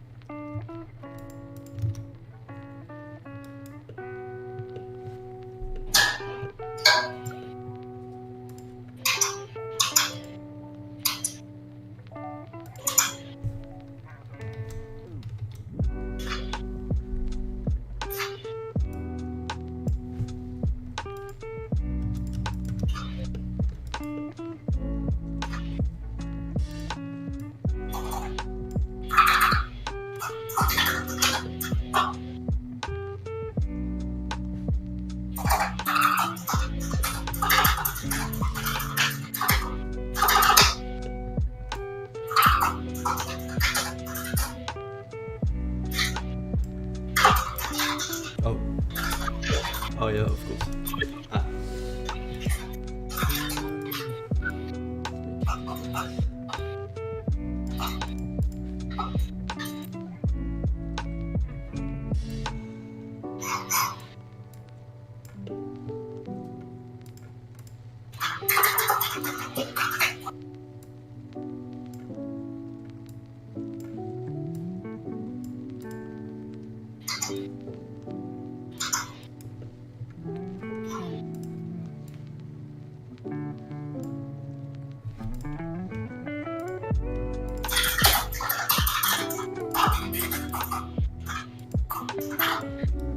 Okay. I don't know if you can. I know you have a delay, but I have no. It's limited to particle, but I have no a Canon for. Oh, they look pretty cool. At least I see what I see from the. Do you have the colored explosion actually? Second. Let's wait until they get exploded. Yeah, they look pretty cool. Did you change something? I'm not sure how long ago it was. I'm going to send it to you, so you'll have all the particles. I think you have all the functional stuff. Maybe we're gonna need to have an object, but this object will be a round black ball, like a Canon projectile. So yeah, we could have we could have any objects. Even if there is not anyway. In quite a few games, I've actually seen that some of the stuff don't really use real. Even you've seen the Genshin Impact. I felt like the projectiles. There's no the bow and arrow. There's no real arrow actually. Just a particle. So that's kind of quite interesting to see. I kind of see why, because it's always awkward to throw an arrow in a game. Because if it's third person, you kind of want it to be shifted compared to the character, so you kind of have to make it do weird things. And if it's really an object and you see it tends to be kind of weird. So even for this, if it's not an object, I think in many games, in this case.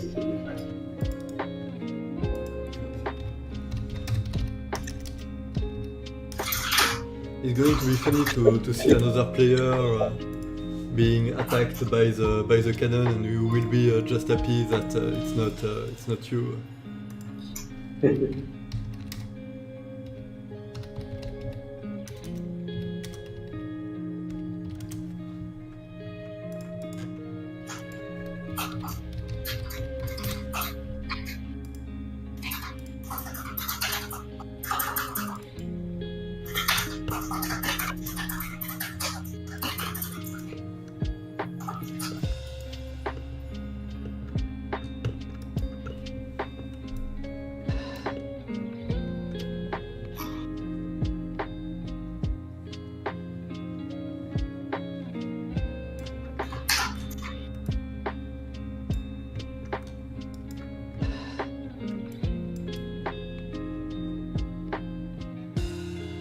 Okay, I'm doing you another prefab.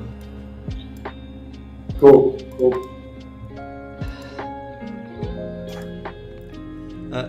I've put it in asset, but it's just so you have all the.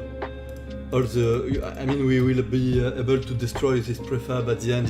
It's just so you have all the assets. Okay, yeah, sure.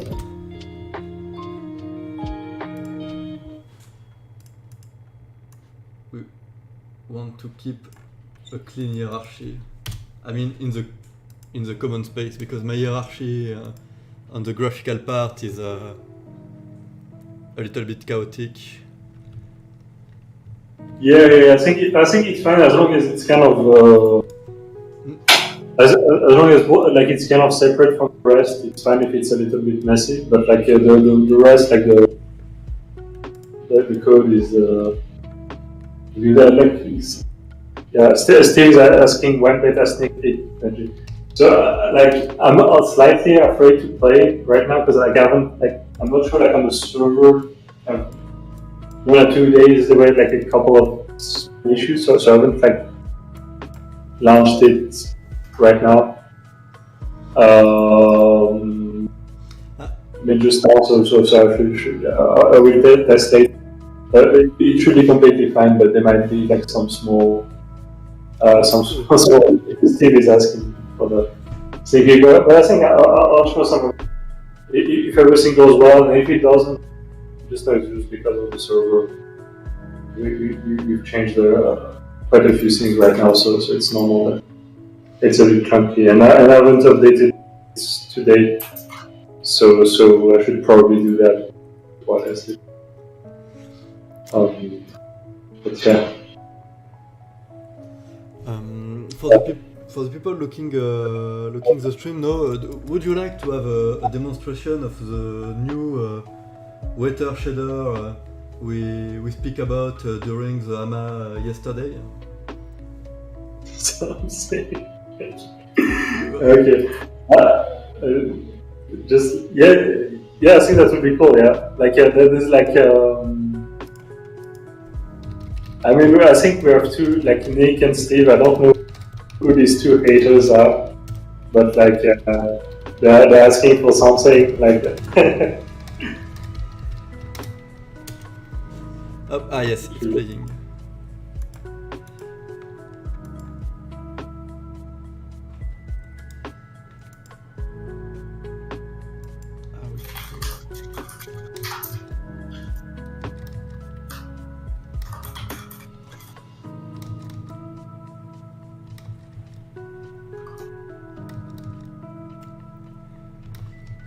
Up.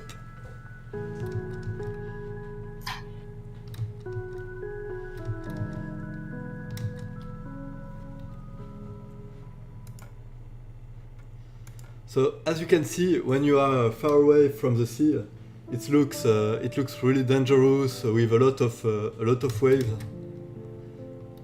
But while you are coming near and near the water, near the simulation, have more performances and more place to calculate, and you'll have something really interesting near you.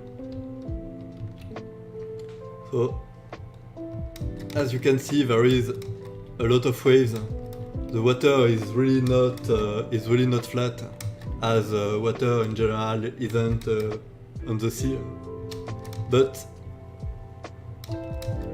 you're still able to swim from a space to another. And as you can see, the Bezoge adapts to the level of water.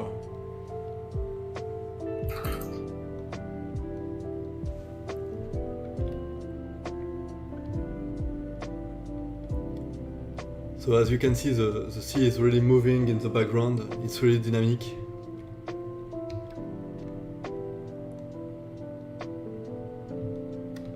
That's cool. And we are really proud of this effect, because it's made from a way that is really efficient on the performance side. Oh yeah, there is a skull here. I would like to cast a glance to it. So you can see here for the first time too how the new shader Benji did the last week is on the arid part of the map.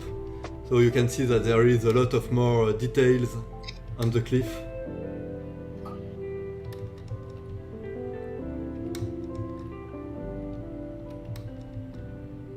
Yeah, the sea looks really cool now, and the transition looks much better. Yeah, it's really that flat. Yeah. Yes, I start to see the piranha here. Yeah, it's really cool. It looks really dangerous. It blends well with the model of the tower. Yeah. Yeah, some people are saying that maybe we should have like shark, like your lone sharks in the. Yeah, absolutely. And I would like to have the sharks in the desert too, because we could use the the same system as for the boat, for the ship, for him. Oh yeah, that could be cool. Yeah. And if player if player touch it, it can make some damage. We just have to make him on the lava layer. Maybe, I'm not sure. Yeah. It's going to be really cool.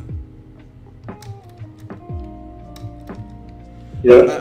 I don't know if you can see it too, but I used your leveled system for the following object to have some how to say that to have some volumetric fog. Cool. I've put a particles fog, but he's locked to the ground, to the layer of the sea. So as you can see here, when I look in front of me, I have this blue fog moving in front of the camera. I'm moving my hand in front of my screen as you can see it. But if I go more on the top of the map, you will see this particle will stay. I have to go to the. I have to go to a high point to show you. The particles are great at this, like for the cannon, like the explosions and stuff. It looks amazing. Ah, cool. So as you can see here, yeah, maybe I should lower the speed. Not sure it. That's nice.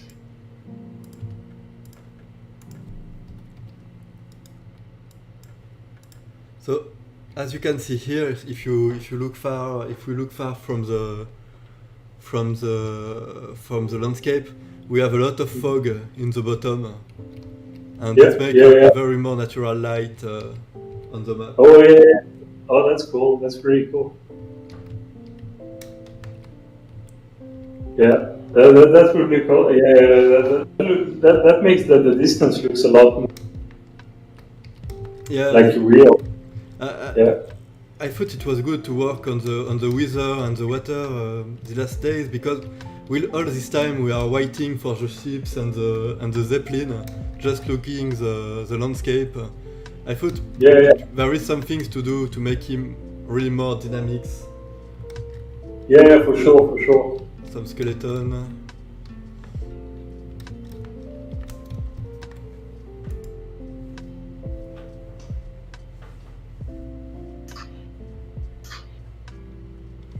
Yeah, swans could be really cool. We could have bot with a swan's design. I don't know if swans are really on the top of the to-do list to improve the game actually, but.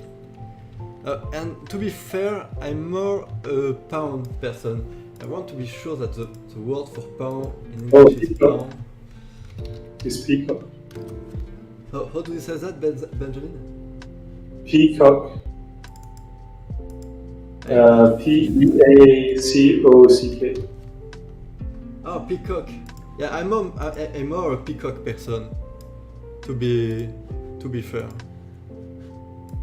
I know there shouldn't have been. I mean, we could love all the birds, but I think it's important to make choice very strictly. And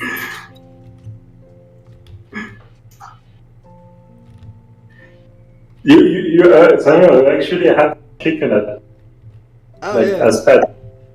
I don't know if sometimes you heard them in the stream, but we actually have chicken, and I'm thinking about making one side of their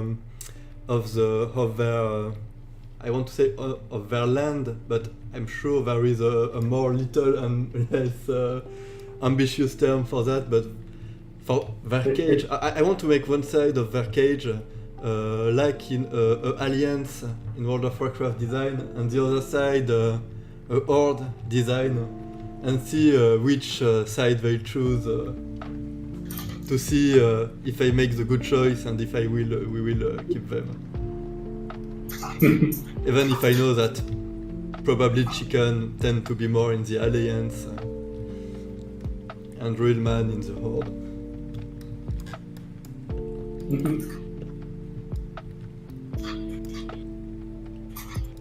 We hope this works to be in the beta. Yeah, this I think we could get. That was also kind of a thing like with the long pump boss fights. I mean, we'll see if we could have like. We were not sure we would be able to do it in a stream, so that would be something really cool. We wanted to do, but I think like because it might take a bit longer to really finish it. So this we know it's more manageable. We cannot finish that. I mean, I'm not 100% sure that the script will work by the end of the stream, but like at least we should be pretty close. But like for the development, yeah, it was a bit more complex. But like so we kind of switched to these cannons. I think they would have a lot. Anyway, the boss fights are more like a kind of later game content. And since at the start of the beta, everybody will start at like a low, like a level 0, so I think it's fine if it comes like a week or two later. But it's still something we'll try to have. I think this we can have in the beta. Yeah, it will be in the beta, not necessarily in the start of the beta. Yeah, I mean, anyway, it will be in the beta. Just will it be on day one? I'm not completely sure, but like.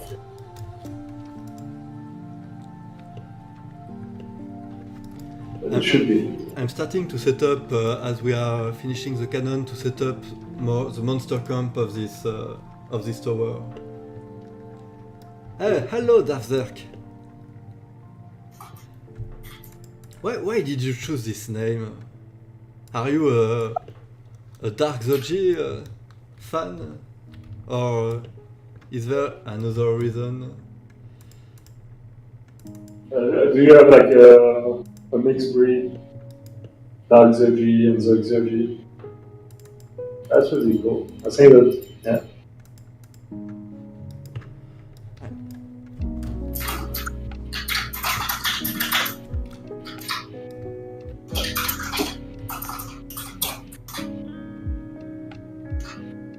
Ah yeah, and we have to speak about this. And do you want to speak about this here? Because we need to speak about the voice too. I can show the I can show the movement, but without the story, it's not the same. But I don't want to read it here now. I think we should leave this for professional. You see what I mean? Yeah. Samuel can make the voiceover in French, so. Yeah, so but. But I think we could see it even without the sound. I think it's cool, but it won't have the same impact. I think maybe something. I don't know if people should discover it. I'm really glad you let me continue to work on the project after that.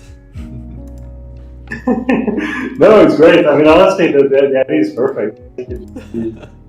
It would be really awesome to. Thank you, Benjamin.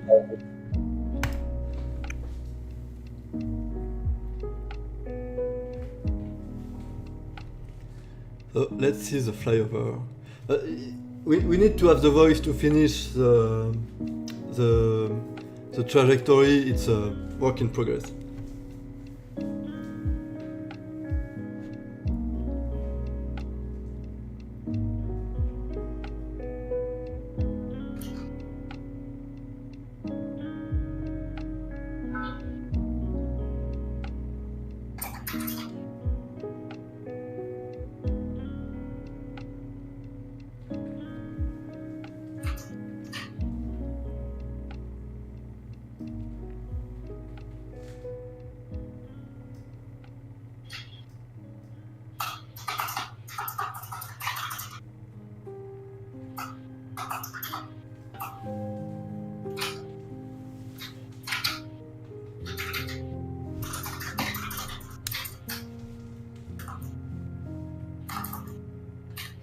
So we're gonna go for a second round, and I will give some explanation about what is this. So we'll tell the story of Bezogia. So we start with the Fud King, and after we present the breed of Bezoge, and we tell that they to fight the Fud King they unite behind one token, and they make him very very strong, and with that they was able to build the city of Bullish that we are showing here. But the reckoning don't end to Bullish, and now we have to reconquer the giant land of Bezogia, because there is still many danger as the Donald Pump and this dark land. So at the end of this little introduction, the camera arrives to your character in the start zone, and it tells you that Bezogia is a land of opportunity, and if you have the courage, you can make a lot of benefit from it. So here is the concept, but we still need a cool voice, and it would be amazing to have the voice of the person who made the trailer, the first trailer, which is amazing, because he has a magnific accent. I think it was really a really great choice for the game. I can't stick his voice and the text he said out of my head since this time. Maybe I think Benjamin, you agree with me that it's with the Scottish accent to sound it sounds really cool. For makes it sound like a fantasy world. I don't know, that's maybe Steve would know more about this, but I think Scottish people kind of sound like ancient fantasy world people. To me, so that's. I'm sure we can say it because I'm sure they are, in some way, they are proud of it, and they are right. No, I mean that's awesome. That's awesome. So it's very I think tomorrow we'll probably do the meeting with the copywriting meeting with Joe, and so we'll see how I think we'll discuss a bit the title, because it's really finding great text and stuff. I mean he wrote the text for the trader, and so I think with this, and then we can send directly to have voiceover. Oh, amazing, cool. Do you? I will discover it. It's really perfect. Just to know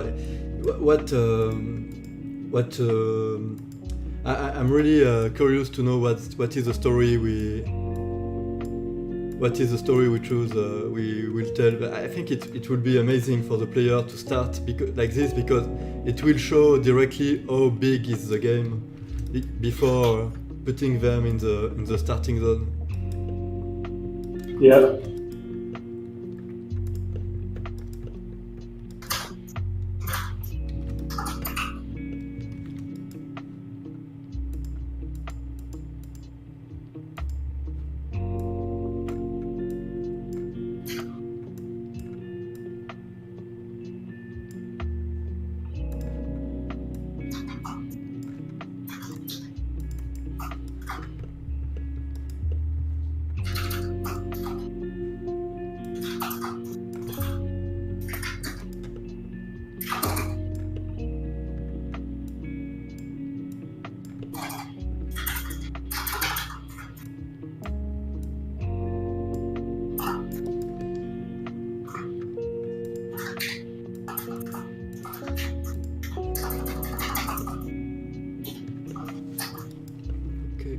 It's really cool how you did this spawn group, Benjamin. Oh yeah. I think we I think in the beta, in the future, we'll be able even to add more to it. I'll add soon ways. I mean, I think all of it will still work, but I'll add a few more options to different levels and weapons to the enemies and stuff. Yeah. So, do you think it could be possible to have an option, but it's like as it's possible, of course, to have them to have a round, because actually they have to move in circle. Oh yes, what you need to have a opposite curve or something. Because if we want to make a very long road like this. Yeah. No, I see. Yeah, it would look a bit weird. But it's a detail. If it's not possible, we could use it like we can make it with the actual way. Yeah. I mean, I think for now, probably for the beta, we can do this, but later I will think of some way. Because it's true. I think it would make sense to have like one more kind of data structure for that. Yeah, I think that would be.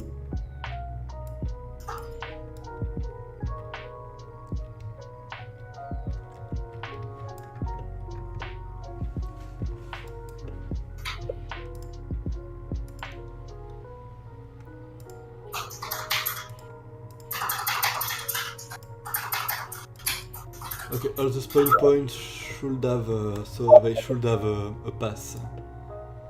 Cool.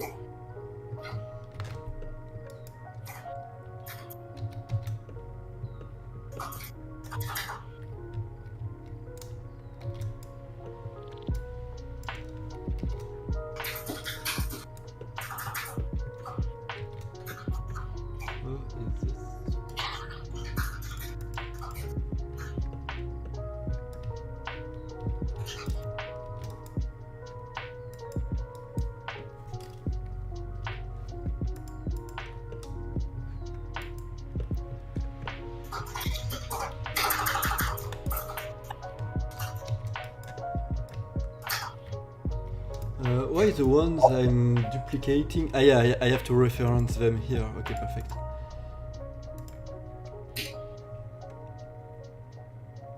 Yeah. Okay, cool. And I can drop anything in chest, like a portal for another world.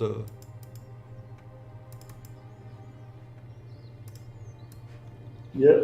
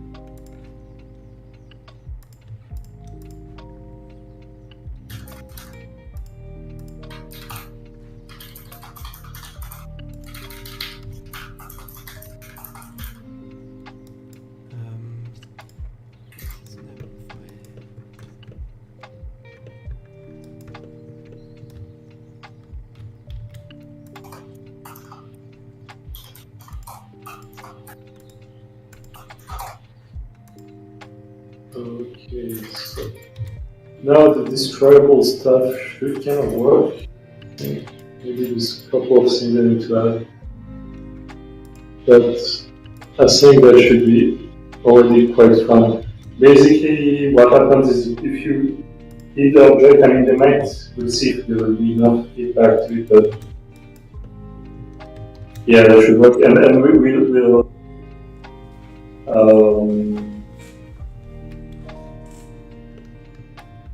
yeah, so saying basically what is health, and when it gets to 0, it will just explode. It really, like so we should have like some. I mean, it won't do damage and stuff, but we should have some destruction. Okay, cool.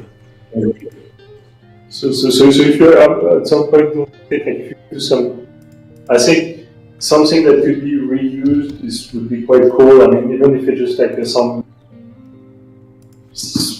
kind of, because like also the object would be destroyed from like when it explodes, like when it's, so it will kind of disappear and this will appear instead. Okay, great. Yeah, So- we can have a so lot of yeah, things that's like this. We can do some really interesting level design from that. Like we can have Yeah. some place which are blocked. Oh, where is my camera? From some place, and you have to find the point to destroy it.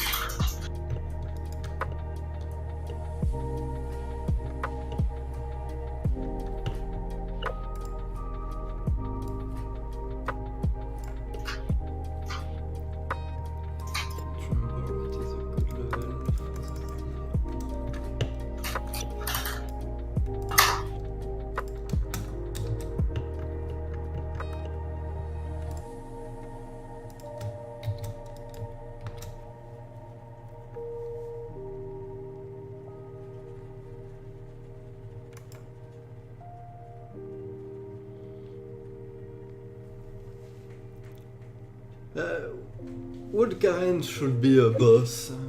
Do you think? Yeah, social justice work. I mean, I think, yeah, some characters. You could be an enemy on the map, like the trolls and stuff. Yeah, I think we should think about it like that, like whole design for it. It just Yeah, I think we could have a dungeon called the supermarket.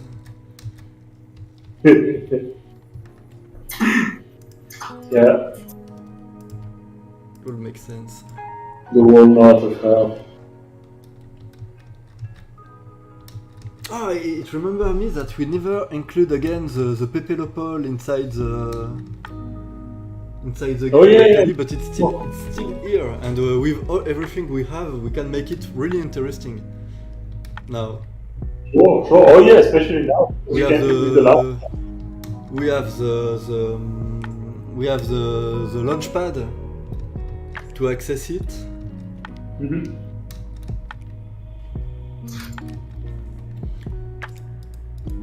Seems like it's your system is working perfectly, Benjamin. For the the dodge walking around just fall under the. Cool. Maybe they are a little bit too big to fit well here. We could have beer.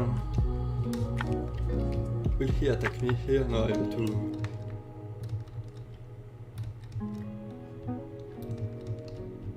Oh yeah, so social justice warriors. I like it. Kind of like the keyboard warriors, social justice warriors. Yeah, there could be some cool things to do with that. No.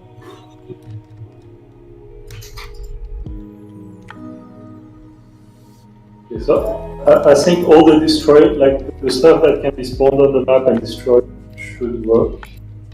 Now I just need to add like the now I just need to add the rest, like to add to finish the projectiles to make it launched.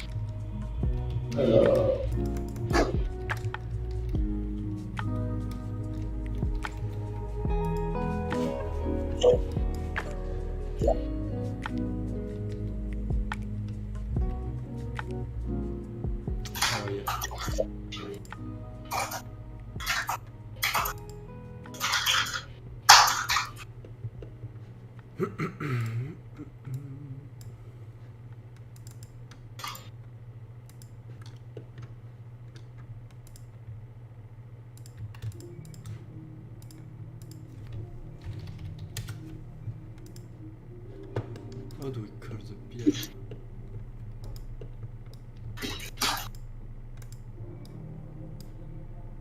Just beer.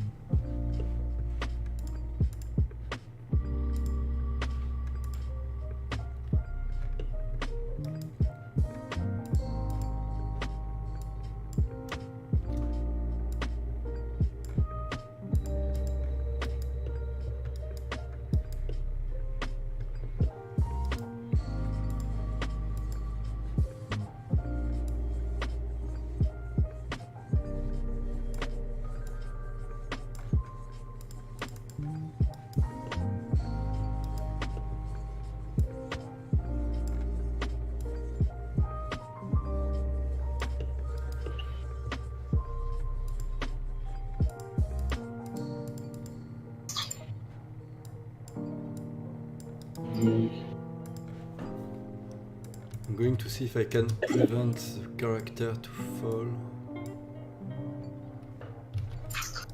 This time.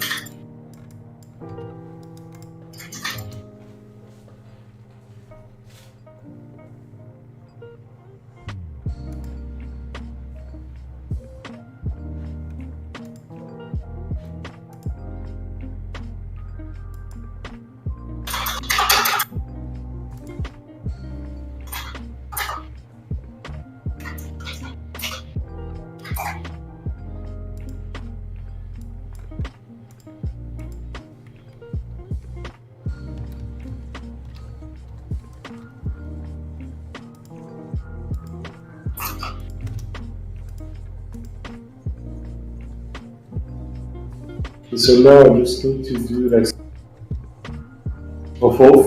for the projectile. I think what would be synchronized is just where they start and when they arrive. So basically what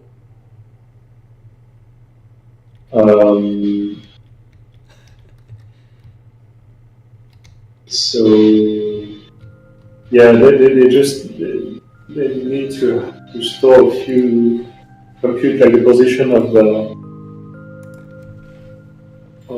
bullets. I mean the projectile. So it's a few. Okay, maybe I'll need to get a piece of paper to crunch the number of this one.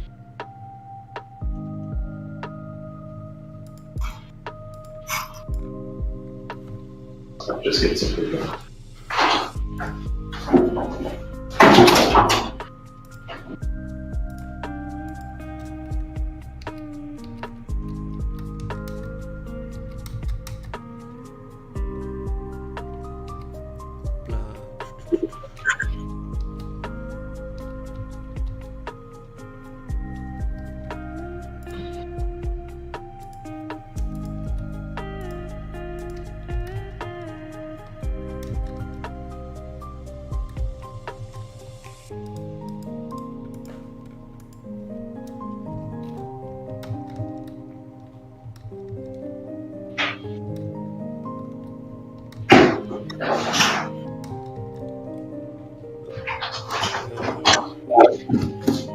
Okay.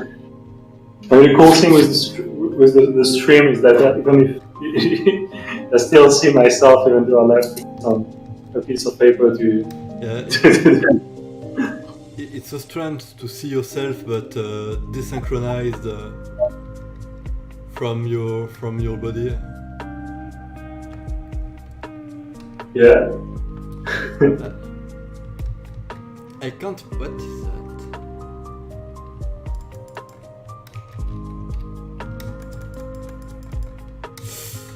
Voila, okay, I shouldn't stay here. And maybe we need to think to find a best idle animation, because I feel like they want to shake my hand.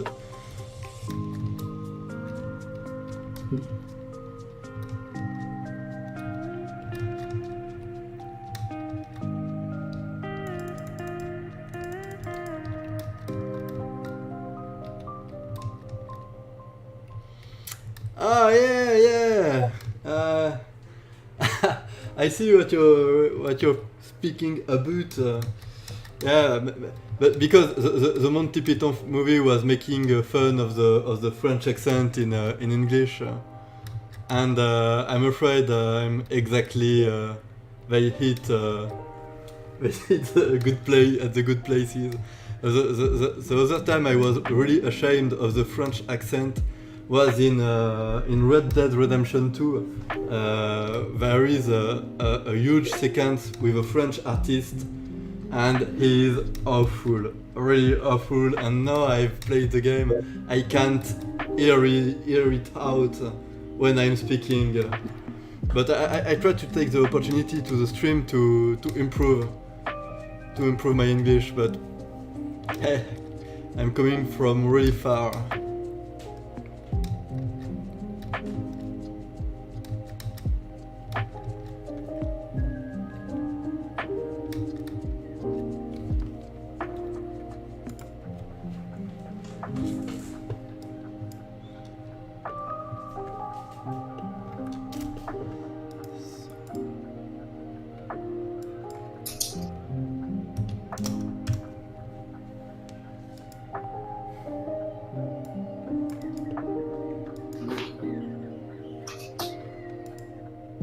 I figured out the ballistics in this should be relatively very simple. Just, it's easier with a piece of paper. So.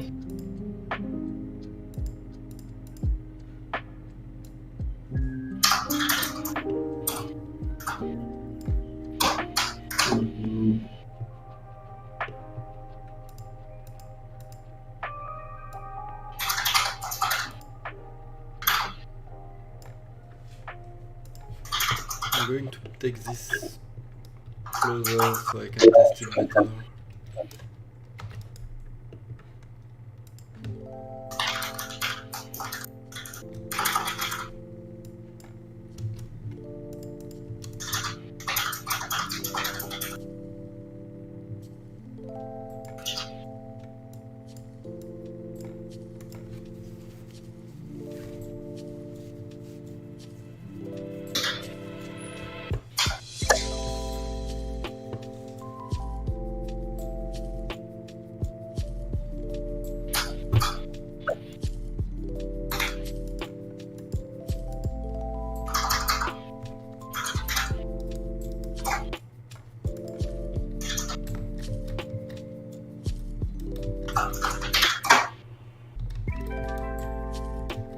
When custom Jeff Bezos,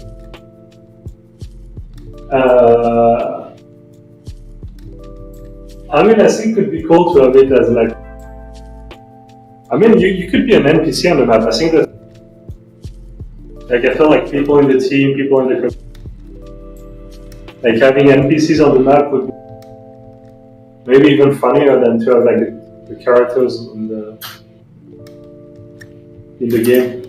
Because modifying the characters, especially with the art, it might be a bit of it might be a bit complicated.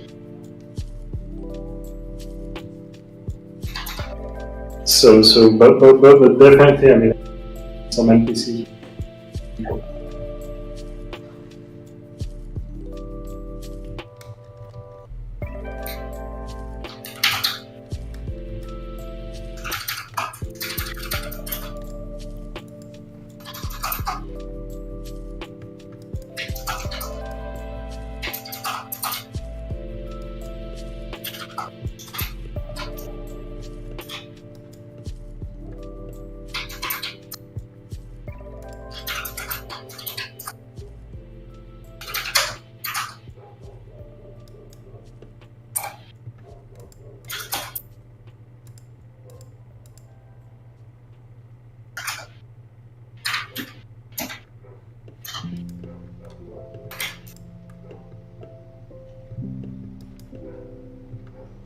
I don't understand why it always fall.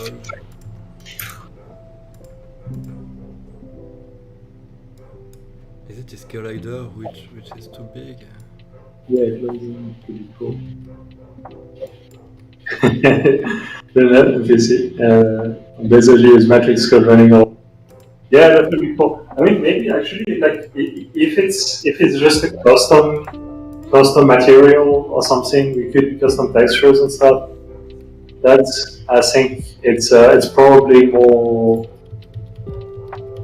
like easier to do. Even items are cool because like the Bezogis are kind of made to have like just one model or something. Because like if we change all, like if it starts to have like 10 different models, it would be really hard to maintain everything. So yeah.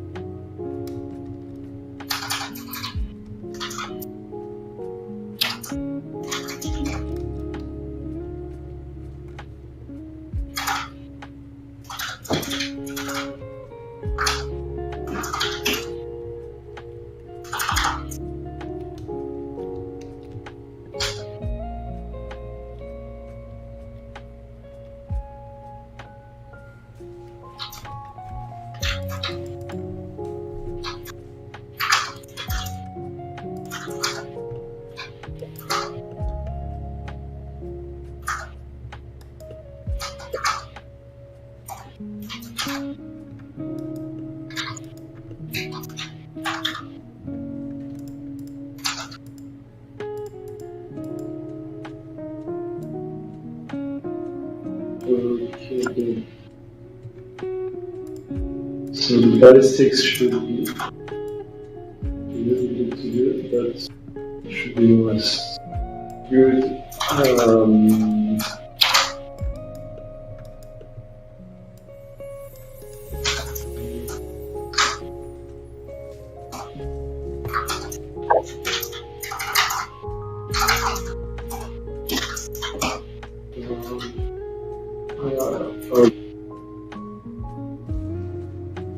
So I will be able to test tonight. I'm not 100% sure it will be possible to see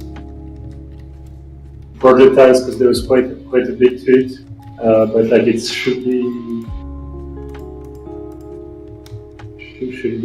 good. Okay, that's awesome. Okay. Leslie is asking when for helmets. Yes, I think that's an absolute requirement. But I think that shouldn't be too complicated. So yeah, I seem to be getting out Quest and Bullish. That would be really cool, I think, as Jeff.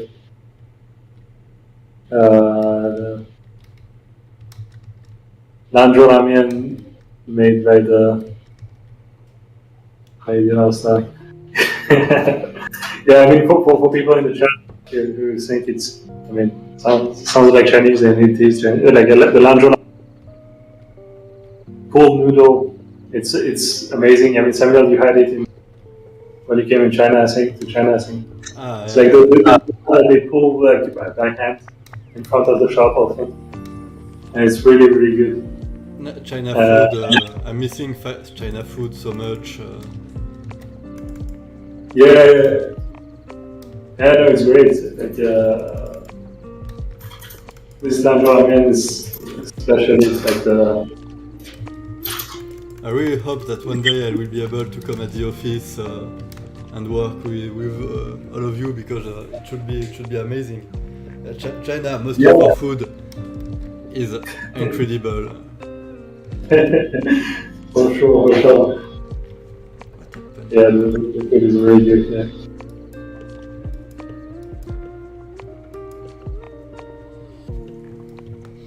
How is the food in Dubai? It's one of my main questions. Maybe if nobody wants to answer, I will understand. I've spent only like days in, like, kind of, not even 2 days in Dubai, but like it's amazing. I mean, even in the hotel, like there was some breakfast with like some like Middle Eastern food, like there was some rice with like lamb and stuff. Was really amazing. Like, just like, yeah, the food in Dubai is great. Oh, incredible! Cool. It's really good. Start to be hungry with all these discussions. Yeah, me too. I'm starting to be quite hungry. If anybody wants to directly speak with us in vocal, don't hesitate to go on the Bezoge Discord to join us to speak directly.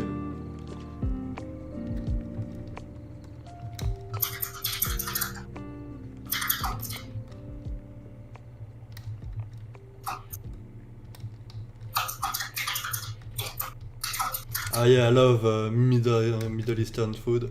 I mostly enjoy, in general, the Tunisian food. I don't know why. I know that a lot of people are hungry because they put some things like potatoes in the couscous and things like that are not like standard or institutional. But I think they are looking in the right way. I want to support them. Yeah, sure. I mean, like, it's like I've never had potatoes in couscous. I don't know why this skeleton dog don't want to just walk on the bridge. Why? Like,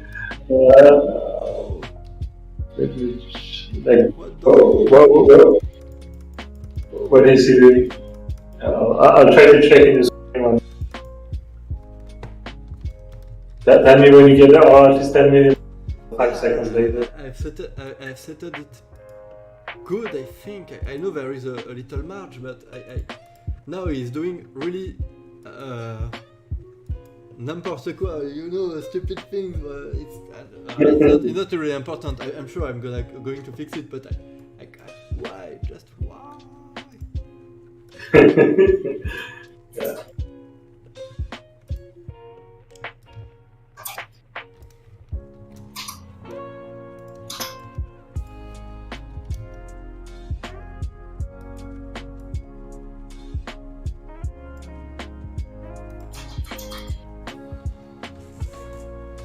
Is it random?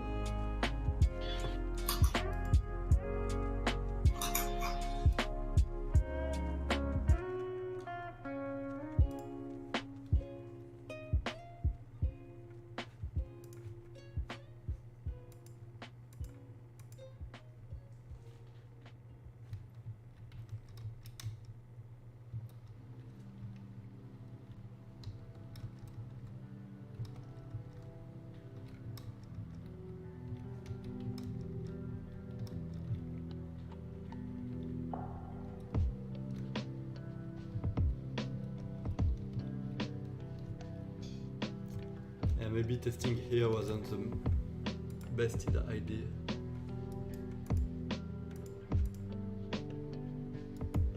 Ah, yes, of course.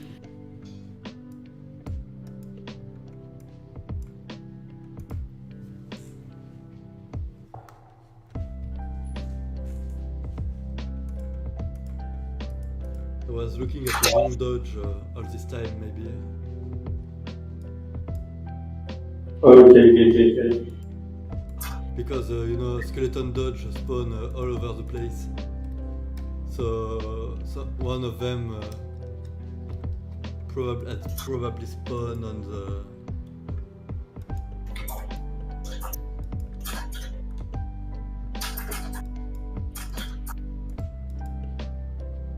Okay. Are they physical even when they are far from us or not? They should be physical, yeah. Okay, it's going to fail. Yeah, on server. Thinking, is there any chance? Yeah, that should be. Or maybe I can have an idea.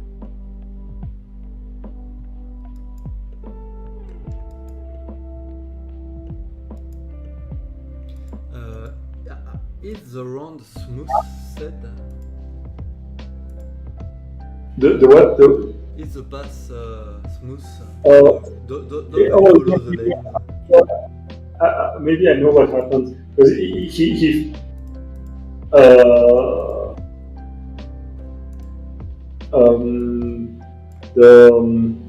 the pass is not completely yeah, it's okay, it will go. Okay, yeah, okay. Yeah, is a random pass radius? It's not exactly the random pass radius, but like the thing, it will basically go towards the point, and once it gets there, or more or less there, or is close enough, it will go to the next one. So it won't follow exactly. Okay. It just to avoid that, like it gets, because it's like arrived like a. So usually it's good to have a bit of map, like for the pass, but for this case it might be a bit. It's probably to. I will try with a smaller monster. I'm going to try with a smaller monster. Yeah, might work. Let's see how a beer.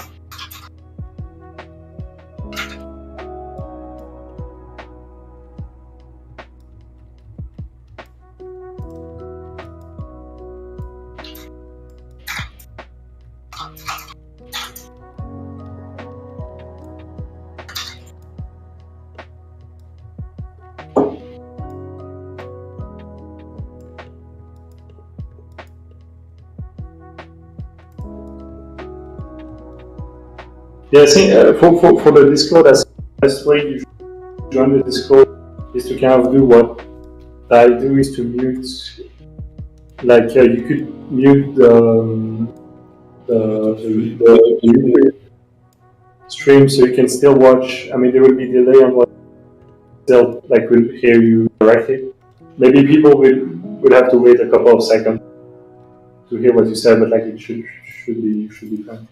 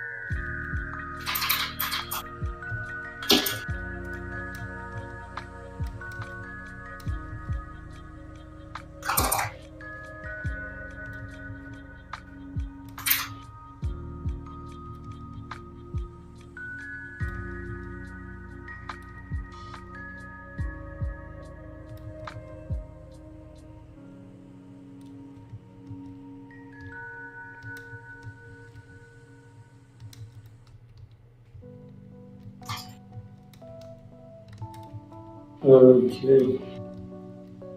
So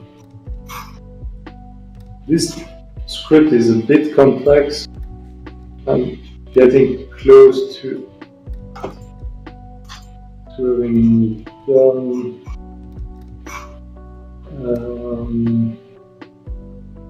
There'll probably be a bit of testing before it works, but that should be pretty cool. Yeah, it's kind of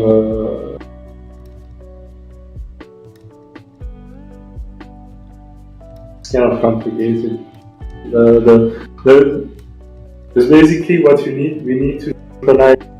We try to send as little information as possible, and everybody has to kind of compute by themselves based on this.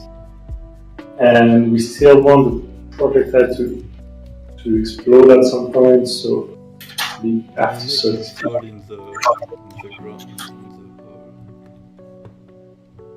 Yeah. Yes.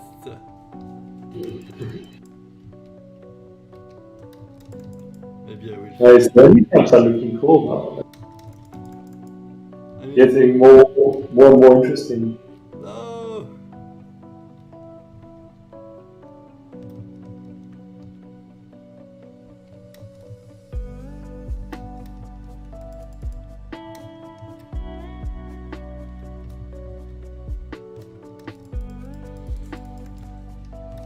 Yeah, probably most of the monsters on this kind of platform should have AO, because they have some difficulty to move. Yeah. Because if they attack you, because we cannot really make them very complex paths. Yeah, of course. Because otherwise they would be really like hard to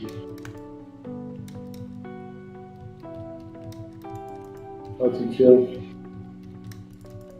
How do we have the trouble?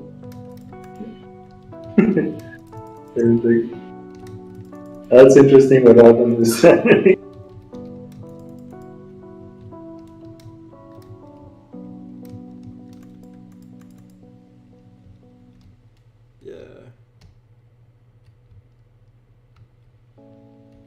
That's cool.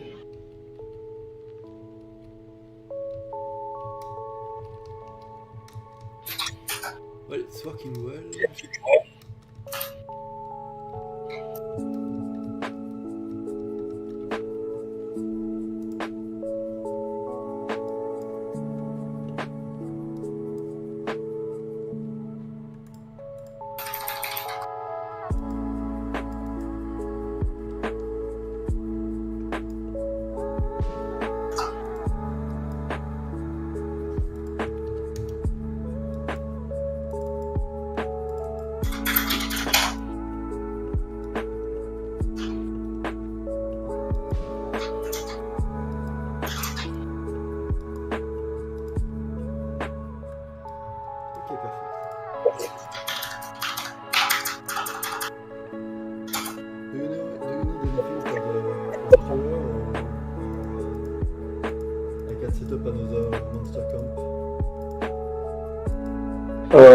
I think for now, everything. Yeah, you can set up another. Okay, cool. I'll probably have to go quite soon. I'm not sure I don't think I will be able to finish completely, but like it should be done. Maybe I'll share somewhere like some small video of how it looks. So yeah, because I think it's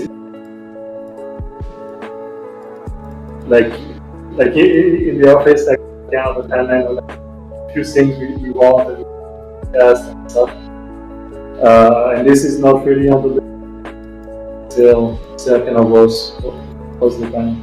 And anyway, it will be a very good feature to have in the future. So yeah.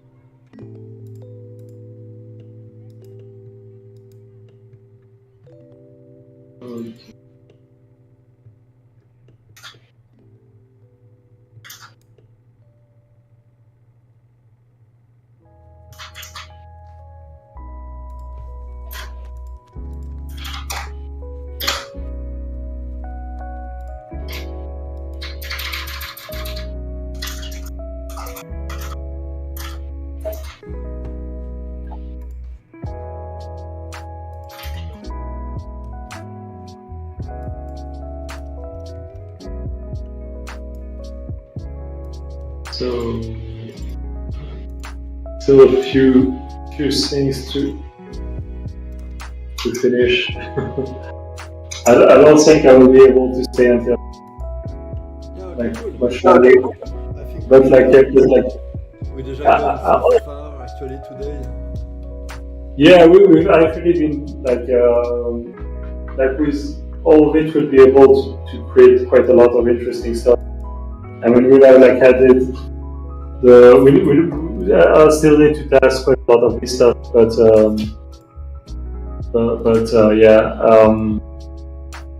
I think it should be really cool to have objects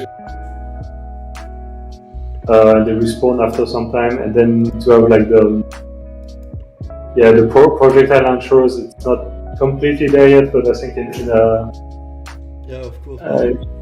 It's probably a few hours more to be done.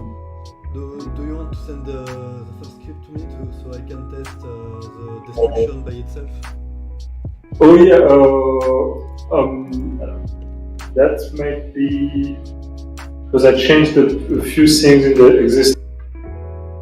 Not sure it will work with your version. Okay, perfect. Because it's a bit more, because it basically, since it's the character that synchronizes the damage, it's to modify a little bit the character works, so it kind of tells the. Okay, cool. And we know so it's things can break the game, so if I want to be able to test things in the next hours, maybe I should do as well. Yeah. So yeah, okay. So thank you everybody. I mean, if Samuel continue the. No, I'm going to go with you to leave. Okay. We already streamed 3 hours straight, so I think we all need a little glass of water to continue. Thank you everybody for following this stream as every time. Thanks for discussing with us. It's always cool to have your ID and just to know and meet people of the community. We do another stream Friday evening, and we will send more information really soon. Bye everybody. Thanks for being here. Tschüss. Thank you. Thank you for listening.